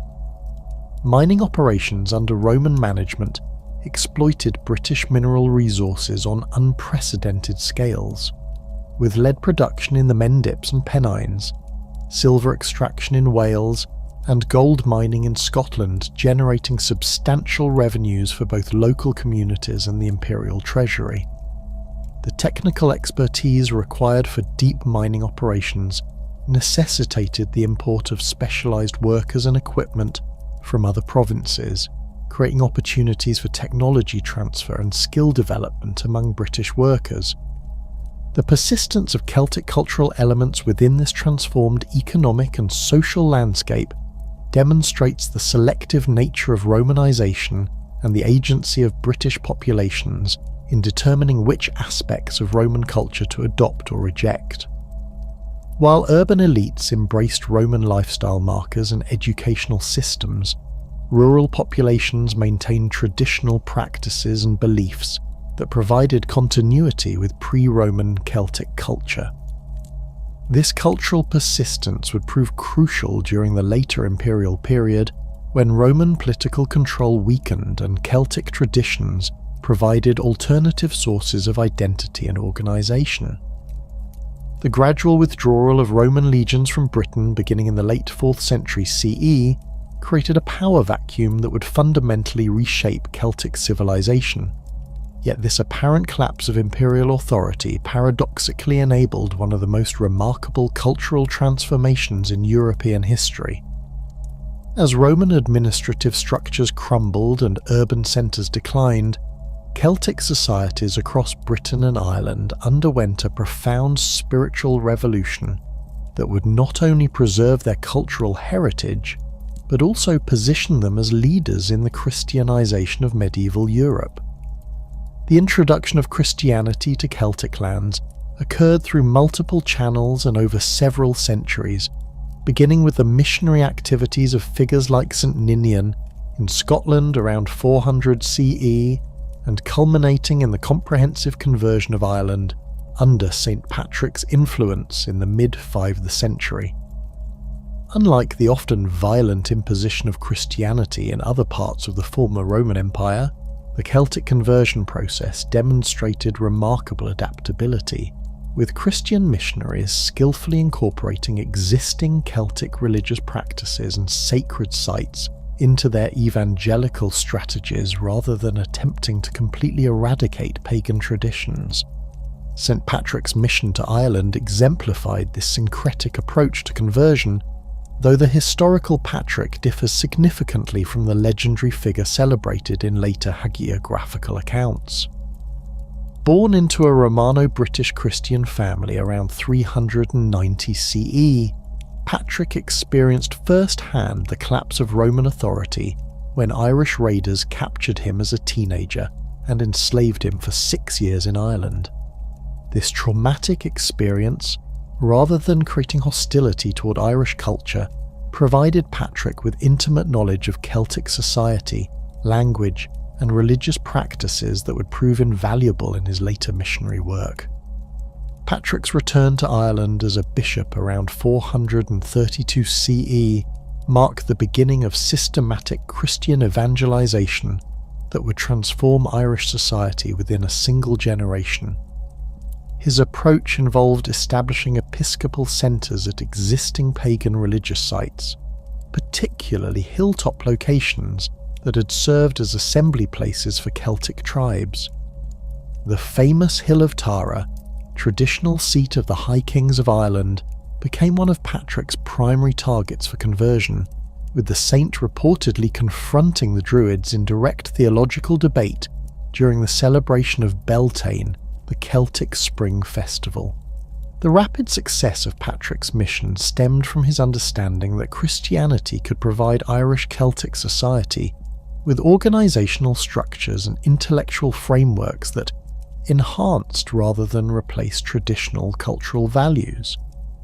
The Christian emphasis on literacy and learning appealed to Celtic elites who had maintained oral traditions for centuries, but recognised the advantages of written communication for legal, commercial and administrative purposes. The monastic system that Patrick introduced offered alternative pathways to social advancement that complemented existing Celtic institutions rather than competing with them. The development of Irish monasticism created entirely new forms of religious organisation that would influence Christian practice throughout medieval Europe. Unlike the urban-based episcopal system that had evolved in the Roman Empire, Irish Christianity adapted to the rural, tribal nature of Celtic society by establishing monastic communities that served as centres for education, craft production, and agricultural innovation. These monasteries, often founded on islands or in remote valleys, provided secure environments for scholarly activity while maintaining connections with surrounding communities through their economic and educational functions. The monastery at Clonmacnoise, founded by St Ciaran around 548 CE on the banks of the River Shannon, exemplified the Irish monastic model that would spread throughout Celtic lands and beyond. The site's strategic location at the intersection of major river and land routes enabled it to serve as a centre for trade and communication, while its extensive land supported a community of several hundred monks engaged in manuscript copying, metalworking, stone carving, and agricultural experimentation. Archaeological excavations at Clonmacnoise have revealed sophisticated workshops where monks produced illuminated manuscripts, carved stone crosses, and crafted metalwork that combined Christian symbolism with traditional Celtic artistic motifs. The preservation of Celtic culture through monastic scriptoriums represents one of the most significant intellectual achievements of the early medieval period. Irish monks working in monasteries like Clonmacnoise, Glendalough, and Armagh copied not only Christian texts, but also preserved vast quantities of Celtic literature, law codes, genealogies, and historical records that would otherwise have been lost. The decision to write down previously oral traditions required the development of standardized orthographies for Celtic languages and the creation of new vocabulary to express Christian concepts in native tongues. The famous Book of Kells, produced in Irish monasteries around 800 CE, demonstrates the sophisticated synthesis of Christian and Celtic artistic traditions that characterise this period. The manuscript's elaborate illuminations feature interlacing patterns derived from latena metalwork, zoomorphic designs rooted in Celtic religious symbolism, and innovative combinations of colours and forms that created entirely new artistic vocabularies. The technical skill required for such productions necessitated decades of training and access to expensive materials, including vellum, gold leaf, and exotic pigments that could only be obtained through extensive trade networks. Irish monastic schools attracted students from throughout Britain and continental Europe, earning Ireland the designation Land of Saints and Scholars that reflected its reputation as a centre of Christian learning. The curriculum at these schools combined traditional Celtic education in law, poetry and genealogy with Christian theology, Latin literature and Greek philosophy, creating learned men who possessed both deep knowledge of their own cultural traditions and familiarity with Mediterranean intellectual heritage. This educational synthesis produced scholars capable of serving as missionaries, teachers, and administrators throughout medieval Europe. The missionary activities of Irish monks during the 6th through 8th centuries established Celtic Christian influence from Scotland to Italy, with figures like St Columba, St Columbanus, and St Gaul founding monasteries that became major centres of learning and cultural transmission. St Columba's establishment of the monastery on Iona, around 563 CE, created a base for the conversion of Scotland and northern England, while his missionary activities among the Picts demonstrated the adaptability of Celtic Christianity to diverse cultural contexts. Columba's approach to missionary work among the Picts involved careful study of their social organisation and religious practices, enabling him to present Christianity in terms that resonated with existing cultural values. Archaeological evidence from Pictish sites shows the gradual adoption of Christian symbols alongside traditional Pictish artistic motifs, suggesting a process of cultural synthesis rather than wholesale replacement of native traditions. The famous Pictish symbol stones from this period display Christian crosses integrated with traditional symbols like the double disc and Z-rod, indicating the successful merger of Christian and Celtic religious concepts. The monastery on Iona became a major centre for manuscript production and artistic innovation, with monks developing distinctive styles of illumination and stone carving that influence Christian art throughout Britain and Ireland. The Ona Scriptorium produced numerous gospel books and liturgical texts that were distributed to daughter houses throughout Scotland and northern England, spreading both Christian doctrine and Celtic artistic traditions across wide geographical areas. The monastery's strategic location in the Inner Hebrides enabled it to maintain connections with both Irish and Scottish communities, while serving as a way station for travellers and pilgrims moving between different Celtic regions. St. Columbanus's continental missions, beginning around 590 CE, established Celtic Christian influence in Frankish territories and northern Italy, creating a network of monasteries that preserved Celtic traditions while adapting to continental European conditions. Columbanus founded major monasteries at Annagray, Luxeuil and Fontaine in Burgundy, before moving to Italy, where he established Bobbio, which became one of medieval Europe's most important centres of learning and manuscript preservation. The rule of Columbanus, which governed life in his monasteries, combined Irish monastic traditions with innovations adapted to continental conditions, creating a distinctive form of religious organisation that attracted followers throughout the Frankish kingdoms. Columbanus's emphasis on rigorous asceticism, scholarly activity and missionary work appealed to both Celtic and Germanic populations, seeking alternatives to the increasingly worldly episcopal hierarchy that dominated continental Christianity. His monasteries became centres for the preservation of classical texts and the development of new forms of Christian scholarship that would influence medieval intellectual development.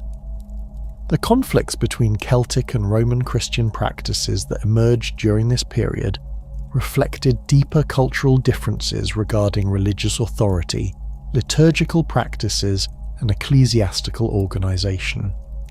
The famous Synod of Whitby in 664 CE, where King Oswic of Northumbria chose to follow Roman rather than Celtic practices regarding the calculation of Easter, symbolised the broader struggle between different models of Christian organisation that was occurring throughout formerly Celtic territories. However, the apparent victory of Roman Christianity at Whitby did not eliminate Celtic influence on Christian development in Britain and Ireland. Celtic monasticism continued to flourish, and Celtic artistic traditions remained influential in manuscript illumination, stone carving and metalwork production.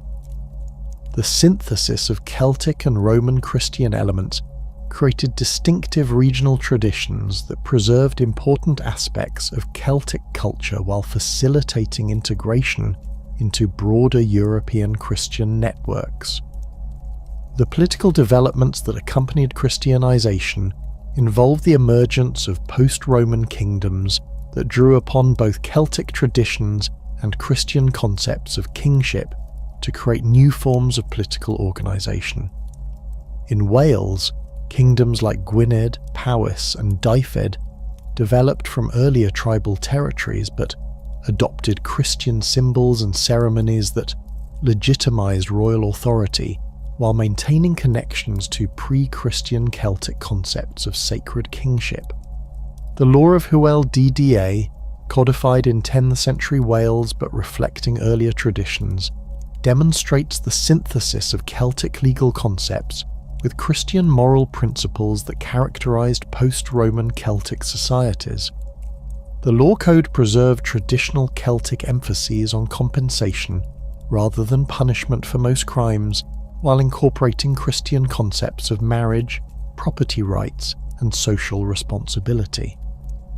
The detailed regulations regarding the treatment of women, children, and slaves reflected Christian influence, while maintaining distinctively Celtic approaches to social organisation and dispute resolution. In Scotland, the emergence of the Kingdom of Dalriata from Irish settlements in Argyll created a political entity that maintained connections with both Irish and Pictish traditions while developing distinctive Scottish characteristics. The famous Census Ferenn Alban, a genealogical and legal text that recorded the organisation of Dalriata, demonstrates the persistence of Celtic kinship structures and legal concepts within a Christianised political framework. The text detailed information about military obligations, tribute payments, and territorial divisions reveals sophisticated administrative systems that combined Celtic traditions with innovations adapted to Scottish conditions. The gradual unification of Scotland under Kenneth MacAlpin in the mid-9th century involved the merger of Pictish and Scottish kingdoms through processes that preserved important elements of both cultures while creating new synthetic traditions. Archaeological evidence from sites like Dunad, the royal centre of Dalriata, reveals the continuation of Celtic artistic traditions alongside the adoption of Christian symbols and practices. The famous footprint carved into the rock at Dunad, used in royal inauguration ceremonies, demonstrates the persistence of ancient Celtic concepts of sacred kingship within Christian political frameworks. Irish political development during this period involved the complex interaction of traditional tribal structures with Christian concepts of authority and law. The emergence of powerful dynasties like the Uí Néill in the north and the Uganachta in the south created larger political units that maintained Celtic organisational principles while adopting Christian legitimisation strategies. The concept of the High King of Ireland, while never achieving practical political unity, provided a framework for understanding Irish political relationships that combined ancient Celtic ideas about sacred kingship with Christian concepts of divinely appointed authority. The Brecon Laws, the comprehensive legal system that governed Irish society throughout the medieval period, exemplify the successful synthesis of Celtic and Christian legal traditions. These laws, preserved in manuscripts copied by monastic scribes, maintain traditional Celtic emphases on compensation, kinship obligations, and social status, while incorporating Christian moral principles and ecclesiastical privileges. The detailed regulations regarding marriage, property, and social relationships reveal a sophisticated legal system that adapted ancient Celtic practices to Christian social ideals. The interactions between Celtic kingdoms and Anglo-Saxon England during this period involved complex relationships that included warfare, diplomacy, intermarriage, and cultural exchange. The expansion of Anglo-Saxon kingdoms like Mercia and Wessex created pressure on Welsh and Scottish territories, but Celtic kingdoms proved remarkably resilient in maintaining their independence, while selectively adopting useful innovations from their Anglo-Saxon neighbours. The construction of Offa's Dyke in the late 8th century marked the formal recognition of the boundary between Anglo-Saxon England and Welsh kingdoms, but archaeological evidence suggests that this frontier remained permeable, with extensive trade and cultural exchange continuing across political boundaries. Welsh kingdoms maintained their independence while engaging in diplomatic relationships with Anglo-Saxon rulers that involved tribute payments, military alliances, and marriage connections that created complex networks of political obligation and cultural influence.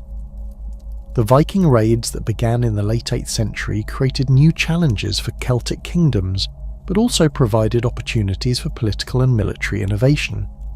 The attack on Iona in 795 CE marked the beginning of sustained Viking pressure on Celtic territories, but Celtic responses demonstrated remarkable adaptability and resilience. Irish kingdoms developed new military technologies and tactics while maintaining their cultural traditions and Christian faith despite the disruption caused by pagan raiders. The establishment of Viking trading posts and settlements across Celtic territories paradoxically catalyzed a period of unprecedented political consolidation and cultural flowering that would define the medieval Celtic world. While Viking longships brought destruction to monasteries like Iona and Clonmacnoise, they also introduced new trade networks, military technologies, and urban concepts that ambitious Celtic rulers would adapt to create more centralized kingdoms capable of both resisting foreign invasion and projecting power across wider territories than their predecessors had ever controlled.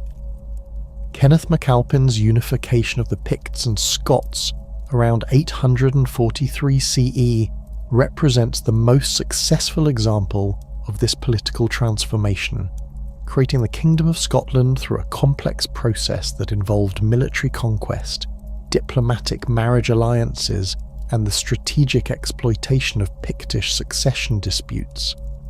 Kenneth's achievement went far beyond mere territorial expansion, establishing a new form of Celtic kingship that combined traditional Scottish concepts of royal authority with Pictish administrative systems and Christian legitimization strategies borrowed from Irish ecclesiastical traditions.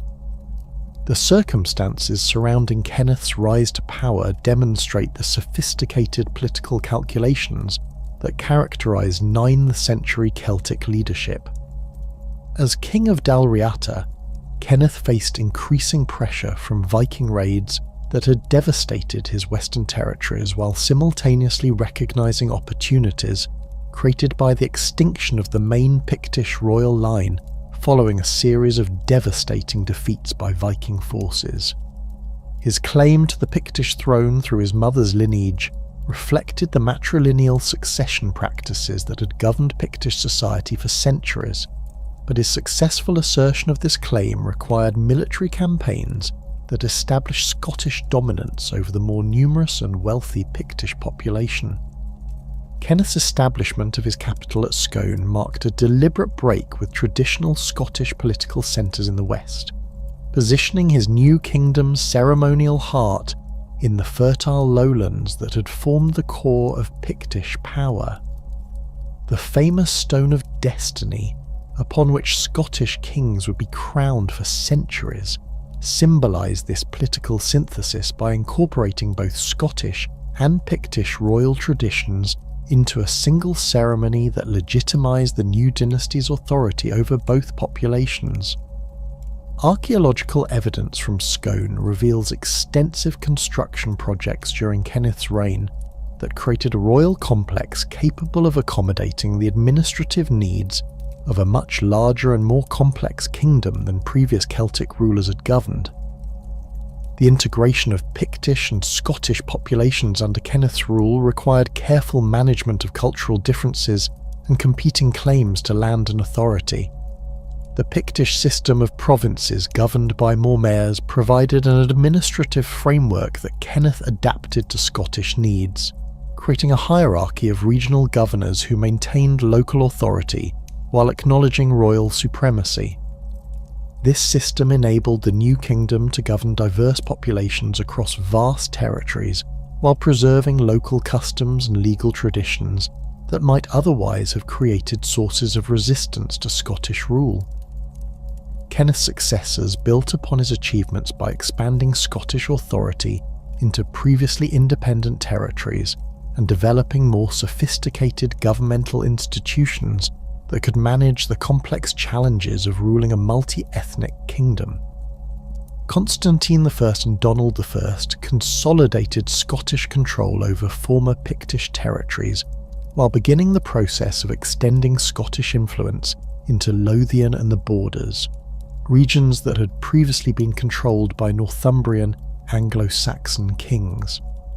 These expansion efforts involved not only military campaigns, but also the establishment of new monasteries and administrative centres that projected Scottish cultural influence into newly conquered territories. The reign of Constantine II marked the full maturation of the Scottish kingdom as a major European power capable of conducting independent foreign policy and projecting military force across long distances. Constantine's victory over the Northumbrians at the Battle of Corbridge in 918 CE demonstrated Scottish military capabilities, while his subsequent alliance with Welsh and Irish rulers against Anglo-Saxon expansion created a Celtic confederation that temporarily checked English territorial ambitions. the battle itself showcased the evolution of Scottish military organisation, with Constantine's forces combining traditional Celtic warrior tactics with innovations learned from Viking and Anglo-Saxon opponents. Scottish military development during this period involved the adoption of new weapons technologies and tactical formations that enhanced the effectiveness of traditional Celtic fighting methods. Archaeological evidence from Scottish sites reveals the increasing use of mail armour, steel weapons, and cavalry equipment that required substantial economic resources and specialised craftsmen to produce. The development of castle building techniques, initially learned from Norman examples but adapted to Scottish conditions, provided Scottish rulers with defensive capabilities that enabled them to control larger territories with smaller garrisons while creating symbols of royal authority that dominated local landscapes. The cultural achievements of the Scottish kingdom during this period included the development of distinctive artistic traditions that synthesized Pictish, Scottish, and Christian influences into new forms of expression. The famous St Andrew sarcophagus, carved during the 8th or 9th century, demonstrates the sophisticated stone carving techniques that Scottish craftsmen developed by combining Pictish expertise in symbol stones with Christian iconographic programs and artistic motifs derived from manuscript illumination. The sarcophagus features complex hunting scenes, biblical narratives, and abstract patterns that required exceptional technical skill and cultural knowledge to execute. Manuscript production in Scottish monasteries reached new levels of sophistication during this period, with scriptoriums at St Andrews, Dunkeld and other centres producing illuminated texts that rivaled the finest Irish and English examples. The Book of Deer, created in the 10th century, contains some of the earliest examples of written Scottish Gaelic alongside Latin texts, demonstrating the development of vernacular literacy that would become crucial for Scottish cultural identity. The manuscript's marginal notes, added by later scribes, provide invaluable evidence for Scottish social organisation, land tenure, and legal practices during the medieval period. Welsh political development during the 8th through 12th centuries followed different patterns than Scottish unification, with multiple kingdoms maintaining their independence while engaging in complex relationships of alliance and competition that prevented the emergence of unified Welsh rule until much later periods. The kingdoms of Gwynedd, Powys, Dyfed and smaller principalities each developed distinctive political institutions and cultural traditions while sharing common Welsh linguistic and legal heritage that distinguished them from their Anglo-Saxon and Norman neighbours. Rhodri Mawr's reign in Gwynedd exemplified the achievements and limitations of medieval Welsh kingship, demonstrating both the potential for Welsh political unification and the structural obstacles that prevented its realisation. Rhodri's military successes against Viking raiders earned him recognition throughout Celtic Europe, while his marriage alliances with ruling families in Powys and Ceredigion created a network of relationships that temporarily brought much of Wales under his influence. However, the traditional Welsh practice of dividing inheritance among all male heirs meant that Rhodri's achievements were fragmented among his sons, preventing the establishment of permanent unified rule.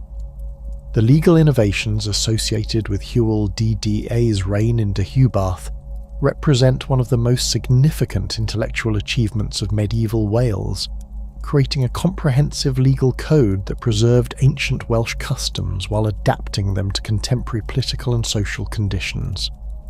The laws of Hywel Dda, compiled through assemblies that brought together legal experts from throughout Wales, established standardised procedures for resolving disputes, regulating marriage and inheritance, and maintaining social order that would govern Welsh society for centuries. The sophistication of Hywel's legal code demonstrates the high level of intellectual development that characterised medieval Welsh culture, with detailed provisions covering everything from the compensation owed for different types of injuries to the rights and obligations of various social classes. The law's treatment of women's rights was remarkably progressive for medieval Europe, allowing women to initiate divorce proceedings, inherit property, and participate in legal proceedings in ways that were prohibited in most contemporary legal systems. The code's emphasis on compensation rather than punishment for most crimes reflected ancient Celtic legal traditions while incorporating Christian moral principles that emphasised reconciliation and social harmony. Welsh cultural achievements during this period included the development of sophisticated poetic traditions that preserved ancient Celtic literary forms while adapting them to Christian themes and contemporary political concerns. The court poets who served Welsh rulers created elaborate praise poems that celebrated royal achievements while maintaining complex metrical and linguistic patterns derived from pre-Christian bardic traditions. These poems, preserved in manuscripts like the Book of Taliesin and the Book of Aneurin, provide invaluable evidence for Welsh social organisation, political relationships, and cultural values during the medieval period. The Mabinogion, the collection of Welsh prose tales that was compiled during this period, represents one of medieval Europe's most sophisticated literary achievements, preserving ancient Celtic mythological traditions while adapting them to contemporary audiences through complex narrative structures and psychological insights. The 4 branches of the Mabinogi, which form the core of the collection, demonstrate the survival of pre-Christian Celtic religious concepts within Christian literary frameworks, with tales of otherworldly journeys, magical transformations, and divine interventions that maintain their power to inspire and instruct medieval audiences. The literary sophistication of the Mabinogion reflects the high level of cultural development that characterised medieval Welsh courts, with professional storytellers maintaining oral traditions that were eventually committed to writing by monastic scribes.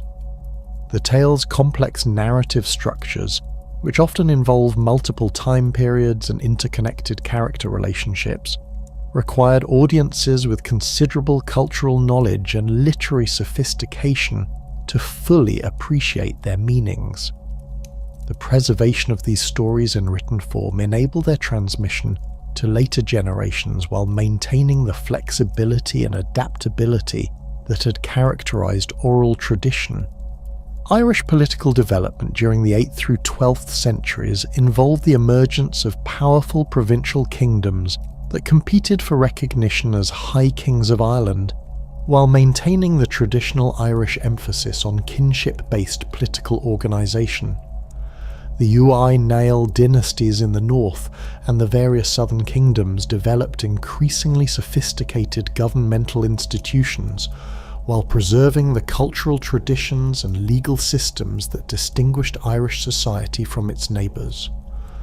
Brian Bru's reign as High King represented the closest approach to unified Irish rule during the medieval period, demonstrating both the potential for Irish political consolidation and the cultural factors that prevented its permanent achievement.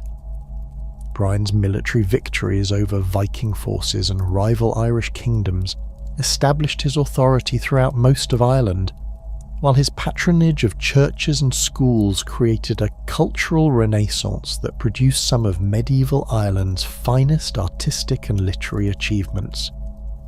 The Battle of Clontarf in 1014 CE marked both the zenith and the end of Brian Bru's achievements, with his victory over a coalition of Viking and Irish forces securing Irish independence from foreign domination, while his death in the battle eliminated the personal authority that had held his coalition together.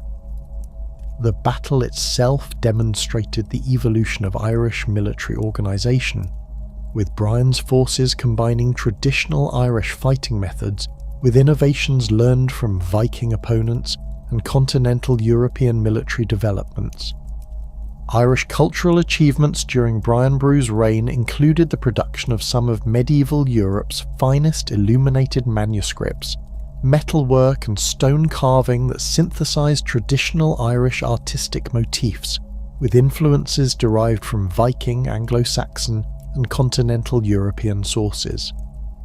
The Cross of Cong, created to house a relic of the True Cross, demonstrates the sophisticated metalworking techniques that Irish craftsmen had developed by combining traditional Celtic methods with new technologies and decorative motifs learned through expanded trade contacts.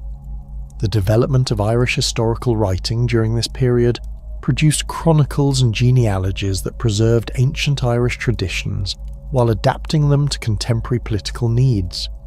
The Annals of Ulster, the Annals of the Four Masters, and other historical compilations created comprehensive records of Irish political development that enabled later generations to understand their cultural heritage while providing contemporary rulers with legitimizing narratives that supported their political claims. The interactions between Celtic kingdoms and Viking settlers during this period created complex relationships that involved warfare, trade, intermarriage, and cultural exchange that transformed both Celtic and Scandinavian societies. The establishment of Viking towns like Dublin, Cork, Waterford, and Limerick introduced urban concepts to Ireland, while creating new centres for trade and craft production that enhanced Irish economic development. These Viking settlements became integrated into Irish political systems through marriage alliances and military partnerships that created hybrid cultures combining Celtic and Scandinavian elements. The cultural exchange between Celtic and Viking populations produced distinctive artistic traditions that combined Scandinavian decorative motifs with Celtic technical expertise and Christian symbolic programs. The earnest style of decoration, which emerged from this cultural synthesis, influenced artistic production throughout Northern Europe while creating distinctively Irish and Scottish variants that reflected local preferences and technical traditions. Archaeological evidence from sites like Dublin's Wood Quay reveals the extent of this cultural interaction, with artifacts displaying complex combinations of Celtic, Viking, and Christian influences. The Arthurian literary tradition that emerged during this period represents one of medieval Europe's most influential cultural developments, transforming ancient Celtic heroic traditions into sophisticated literary works that would influence European culture for centuries.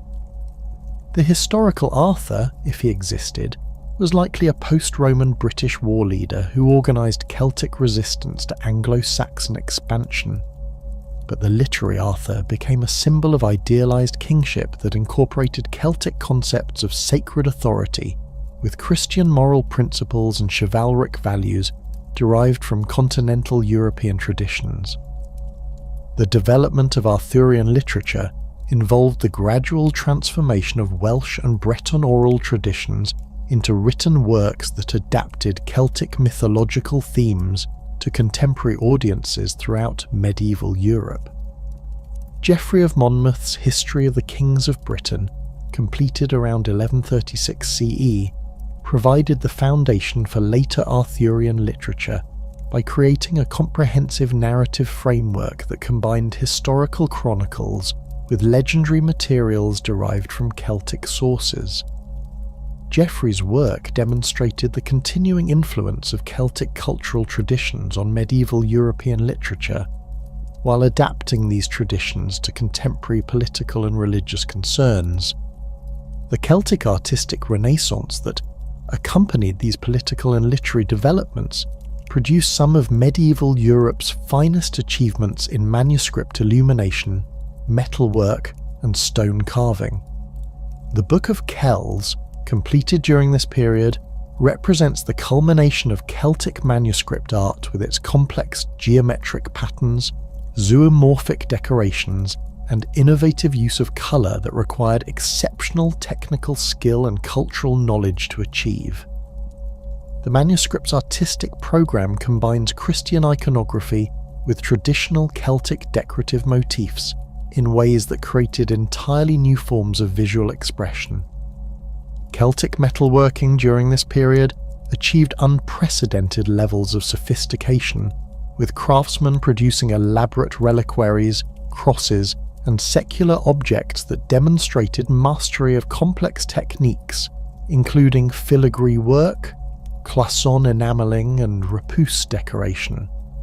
The Ardagh chalice, created in 8th century Ireland, exemplifies this technical achievement with its combination of silver, gold, bronze, and enamel work that required collaboration among specialists in different metalworking techniques.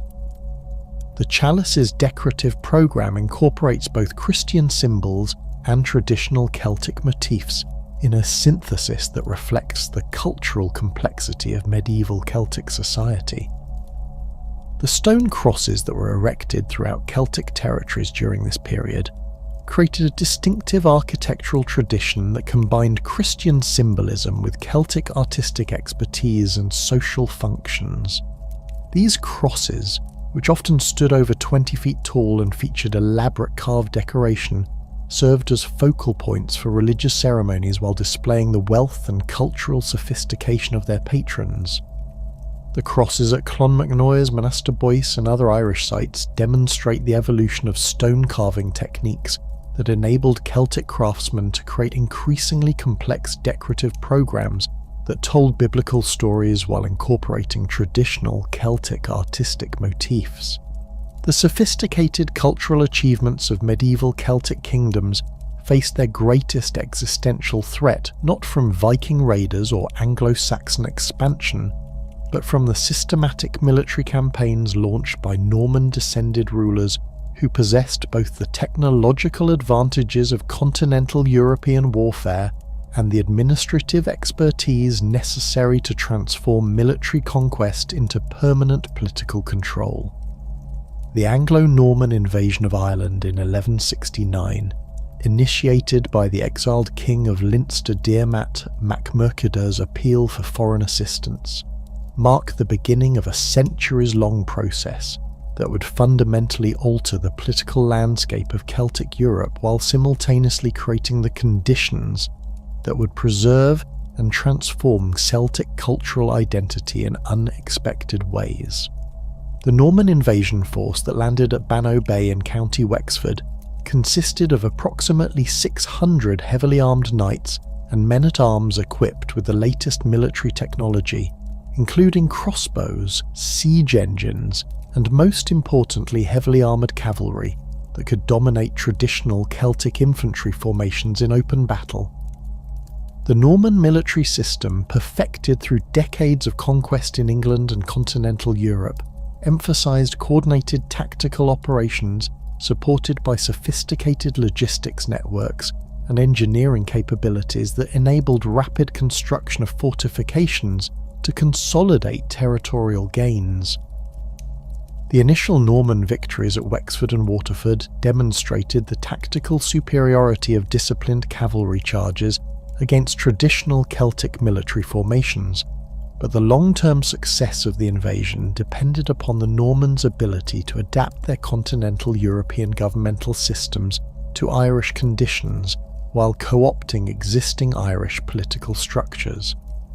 The marriage of the Norman leader Strongbow to Diarmait's daughter Aoife symbolised this strategy of integration, creating legal claims to Irish territories that could be justified under both Norman and Irish law, while establishing personal relationships that facilitated cultural exchange between the two populations.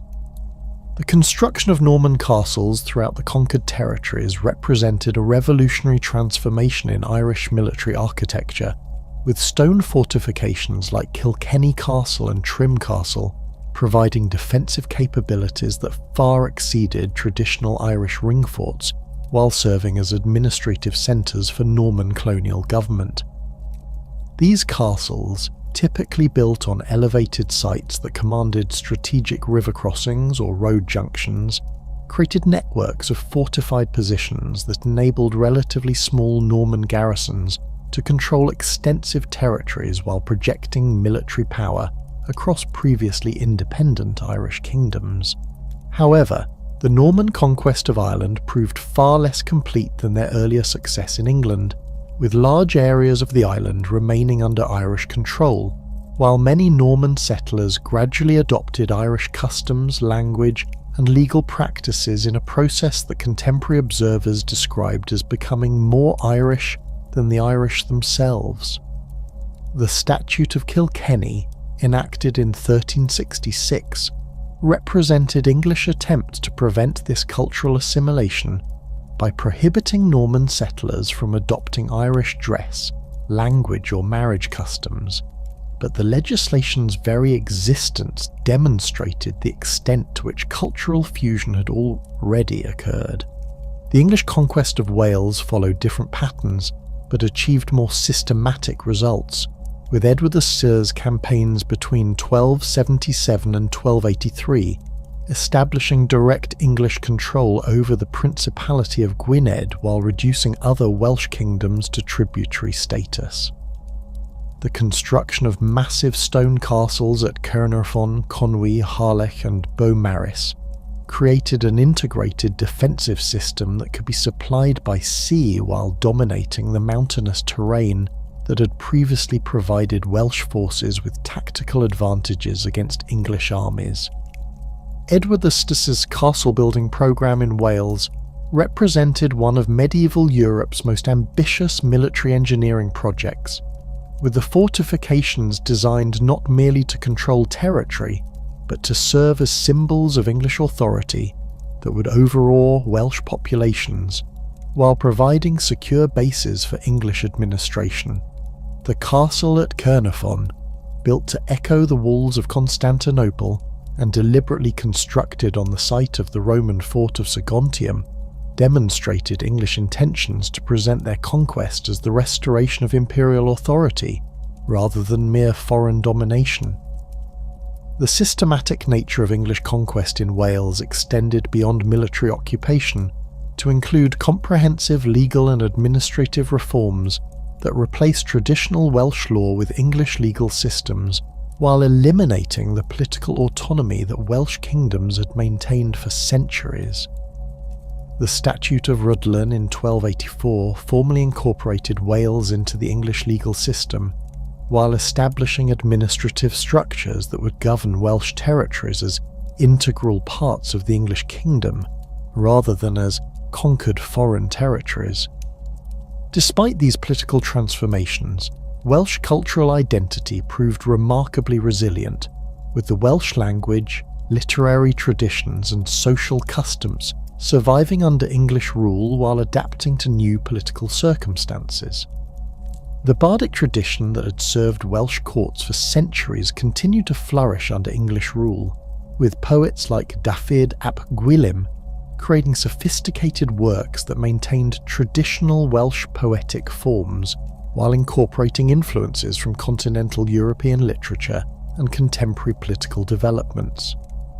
The gradual integration of Scotland into the English political system followed more complex patterns that involved both military conquest and diplomatic negotiation, with the wars of Scottish independence demonstrating both the vulnerability of Scottish political institutions to English pressure and the remarkable capacity of Scottish society to resist foreign domination through sustained military campaigns supported by popular nationalism.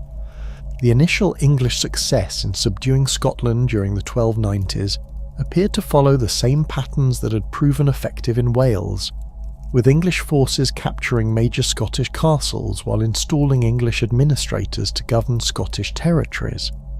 However, the Scottish response to English occupation revealed the extent to which Scottish national identity had developed during the medieval period, with figures like William Wallace and Robert the Bruce mobilising popular resistance that drew upon both traditional Scottish military capabilities and innovative tactical approaches adapted to contemporary warfare. The Battle of Stirling Bridge in 1297 demonstrated Scottish tactical innovation under Wallace's leadership, with Scottish forces using their intimate knowledge of local terrain to trap English cavalry in marshy ground, where their technological advantages became liabilities. The victory provided Scottish resistance with crucial momentum, while establishing tactical principles that would influence Scottish military doctrine for centuries, emphasizing mobility, terrain exploitation, and the coordination of different military units in complex operations. Robert the Bruce's subsequent campaigns established the strategic framework for Scottish independence through a combination of guerrilla warfare, diplomatic initiatives, and conventional military operations that gradually wore down English resolve while building Scottish institutional capacity. The Declaration of Arbroath in 1320, which asserted Scottish independence in terms that combined traditional Celtic concepts of popular sovereignty with contemporary European political theory, provided intellectual justification for Scottish resistance while appealing to broader European support for Scottish claims. The Battle of Bannockburn in 1314 marked the decisive Scottish victory that secured independence while demonstrating the evolution of Scottish military organisation under Bruce's leadership. The Scottish forces, numbering approximately 7,000 men, utilised defensive positions that channeled English cavalry charges into prepared killing zones, while coordinating infantry spearmen with cavalry units in tactical formations that maximised Scottish advantages while minimising English strengths. The long-term consequences of these medieval conquests created political frameworks that would shape Celtic development for centuries, with Ireland remaining partially conquered, Wales fully incorporated into English administration, and Scotland maintaining independence while engaging in complex relationships with English power. These different outcomes reflected both the varying effectiveness of English military campaigns and the diverse responses of Celtic societies to foreign pressure, with some communities choosing accommodation while others organised sustained resistance. The decline of Celtic languages began during the medieval period, but accelerated dramatically during the early modern era, as English and French administrative systems, commercial networks, and educational institutions gradually marginalised Celtic linguistic traditions. The replacement of Latin with vernacular languages in government and education initially benefited Celtic languages in some regions, but the increasing centralisation of political authority and the growth of commercial economies favoured languages that provided access to wider markets and administrative opportunities. In Ireland, the English-speaking population concentrated in the Pale around Dublin gradually expanded its influence through commercial and administrative advantages, while Irish remained the primary language of rural populations and traditional Irish social elites.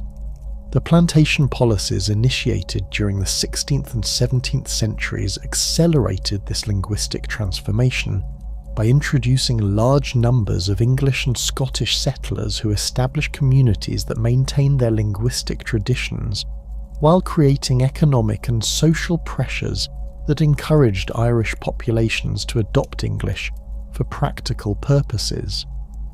The penal laws enacted against Irish Catholics during the 17th and 18th centuries created additional pressures for linguistic assimilation by restricting Irish access to education, land ownership, and professional opportunities while providing advantages to those who adopted English customs and Protestant religion. These policies, while primarily designed to maintain political control and religious conformity, had profound effects on Irish linguistic development by creating social hierarchies that associated English with advancement and opportunity, while relegating Irish to rural and traditional contexts.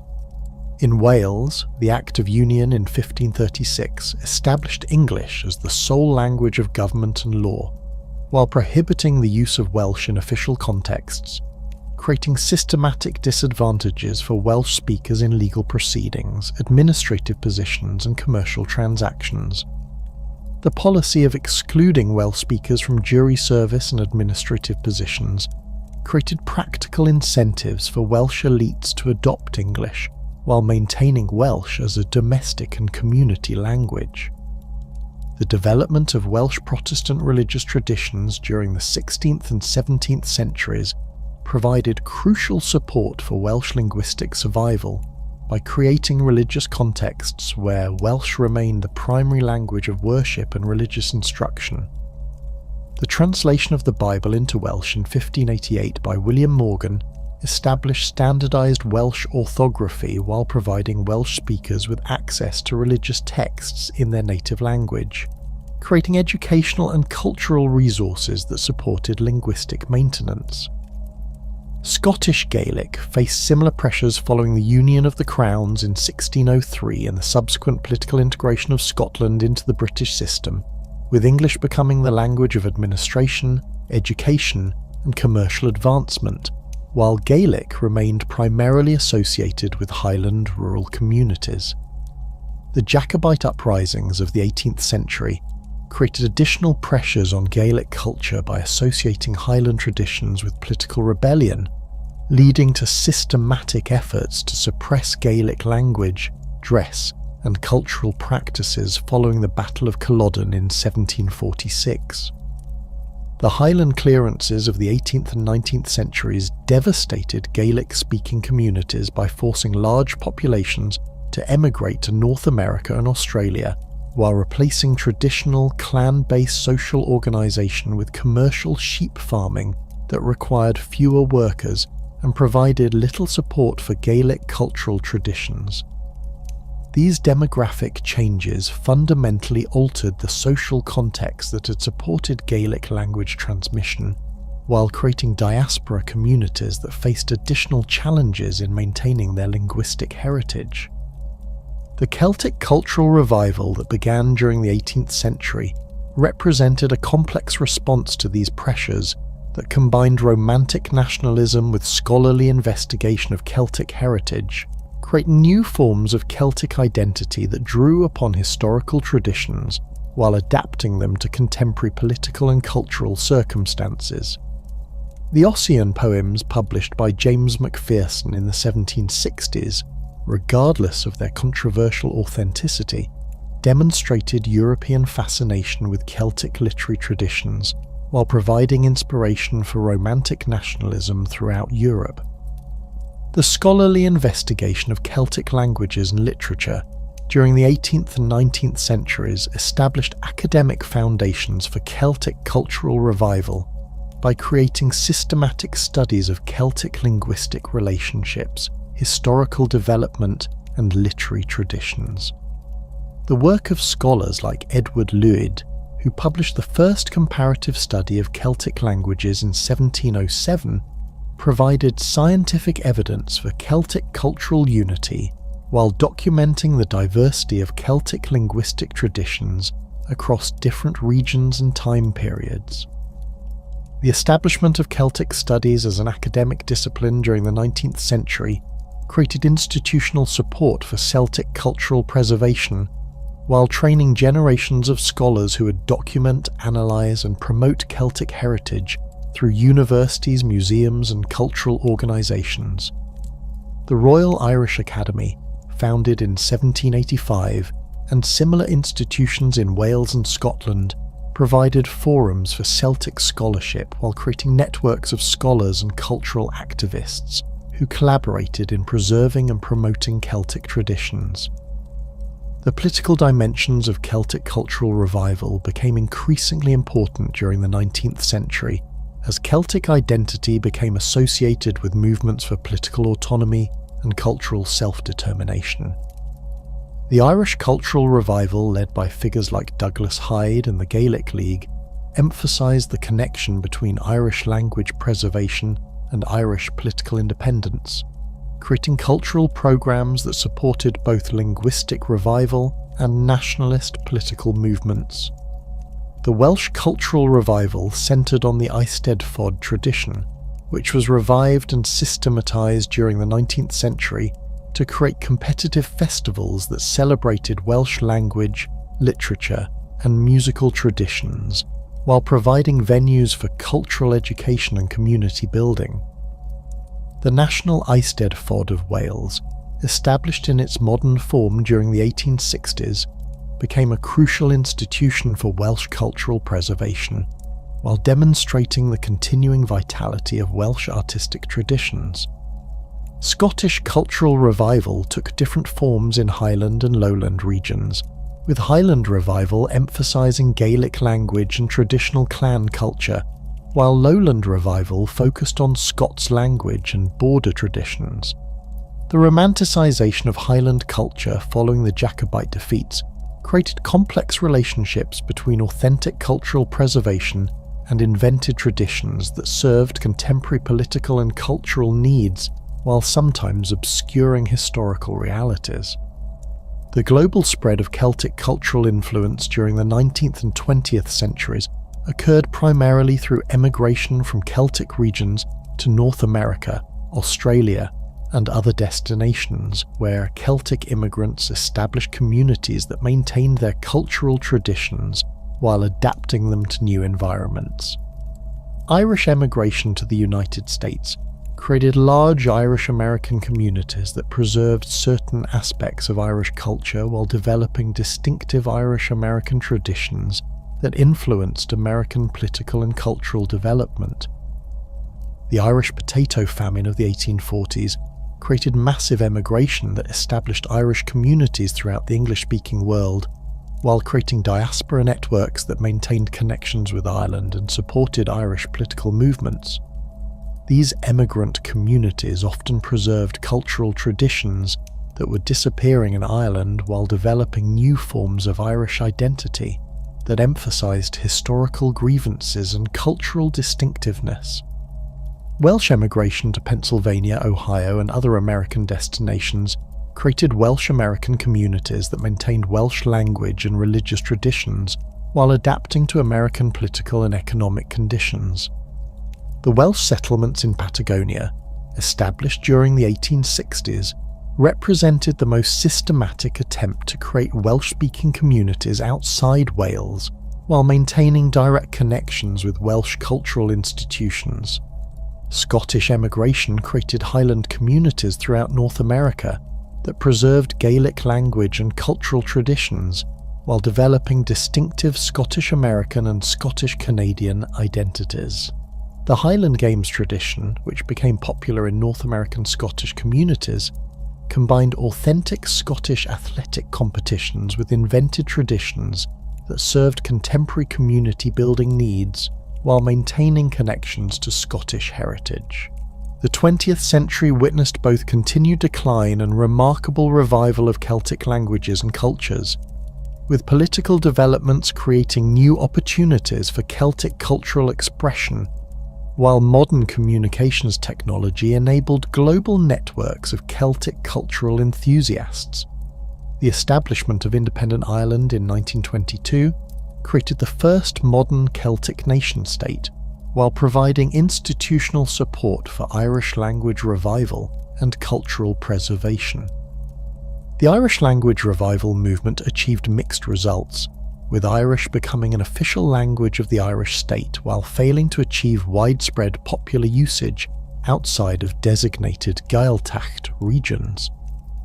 The development of Irish language education, media, and cultural institutions created infrastructure for language maintenance, while political support ensured continued government funding for Irish language programs. Welsh language revival achieved greater success during the late 20th century through political campaigns that secured official status for Welsh, while creating Welsh language education systems and media outlets that served growing numbers of Welsh speakers. The establishment of S4C, the Welsh language television channel, in 1982 provided crucial media support for Welsh language maintenance, while creating new opportunities for Welsh cultural expression. Scottish Gaelic revival faced greater challenges due to the smaller number of speakers and the geographic concentration of Gaelic-speaking communities in remote areas, but political devolution in Scotland created new opportunities for Gaelic cultural support, while European Union policies supporting minority languages provided additional resources for Gaelic preservation programs. The development of Celtic music as a global phenomenon during the late 20th century demonstrated the continuing appeal of Celtic cultural traditions while creating new forms of Celtic identity that transcended national boundaries. Irish traditional music, popularised by groups like the Chieftains and later Riverdance, became internationally recognised while influencing popular music development throughout the world. The commercial success of Celtic music created economic incentives for cultural preservation, while sometimes simplifying complex cultural traditions for mass consumption. The global popularity of Celtic festivals, Celtic spirituality, and Celtic artistic traditions demonstrated the continuing resonance of Celtic cultural themes while creating new contexts for Celtic identity that extended far beyond traditional Celtic regions. Contemporary Celtic identity in the 21st century reflects both the persistence of historical traditions and the adaptation of Celtic culture to modern circumstances, with Celtic communities maintaining their distinctive characteristics while participating fully in contemporary European and global societies.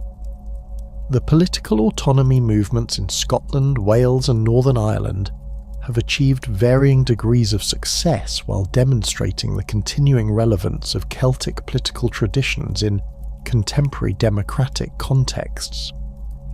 The Scottish independence referendum of 2014, though unsuccessful, demonstrated the vitality of Scottish national identity while creating new discussions about the relationship between cultural identity and political sovereignty.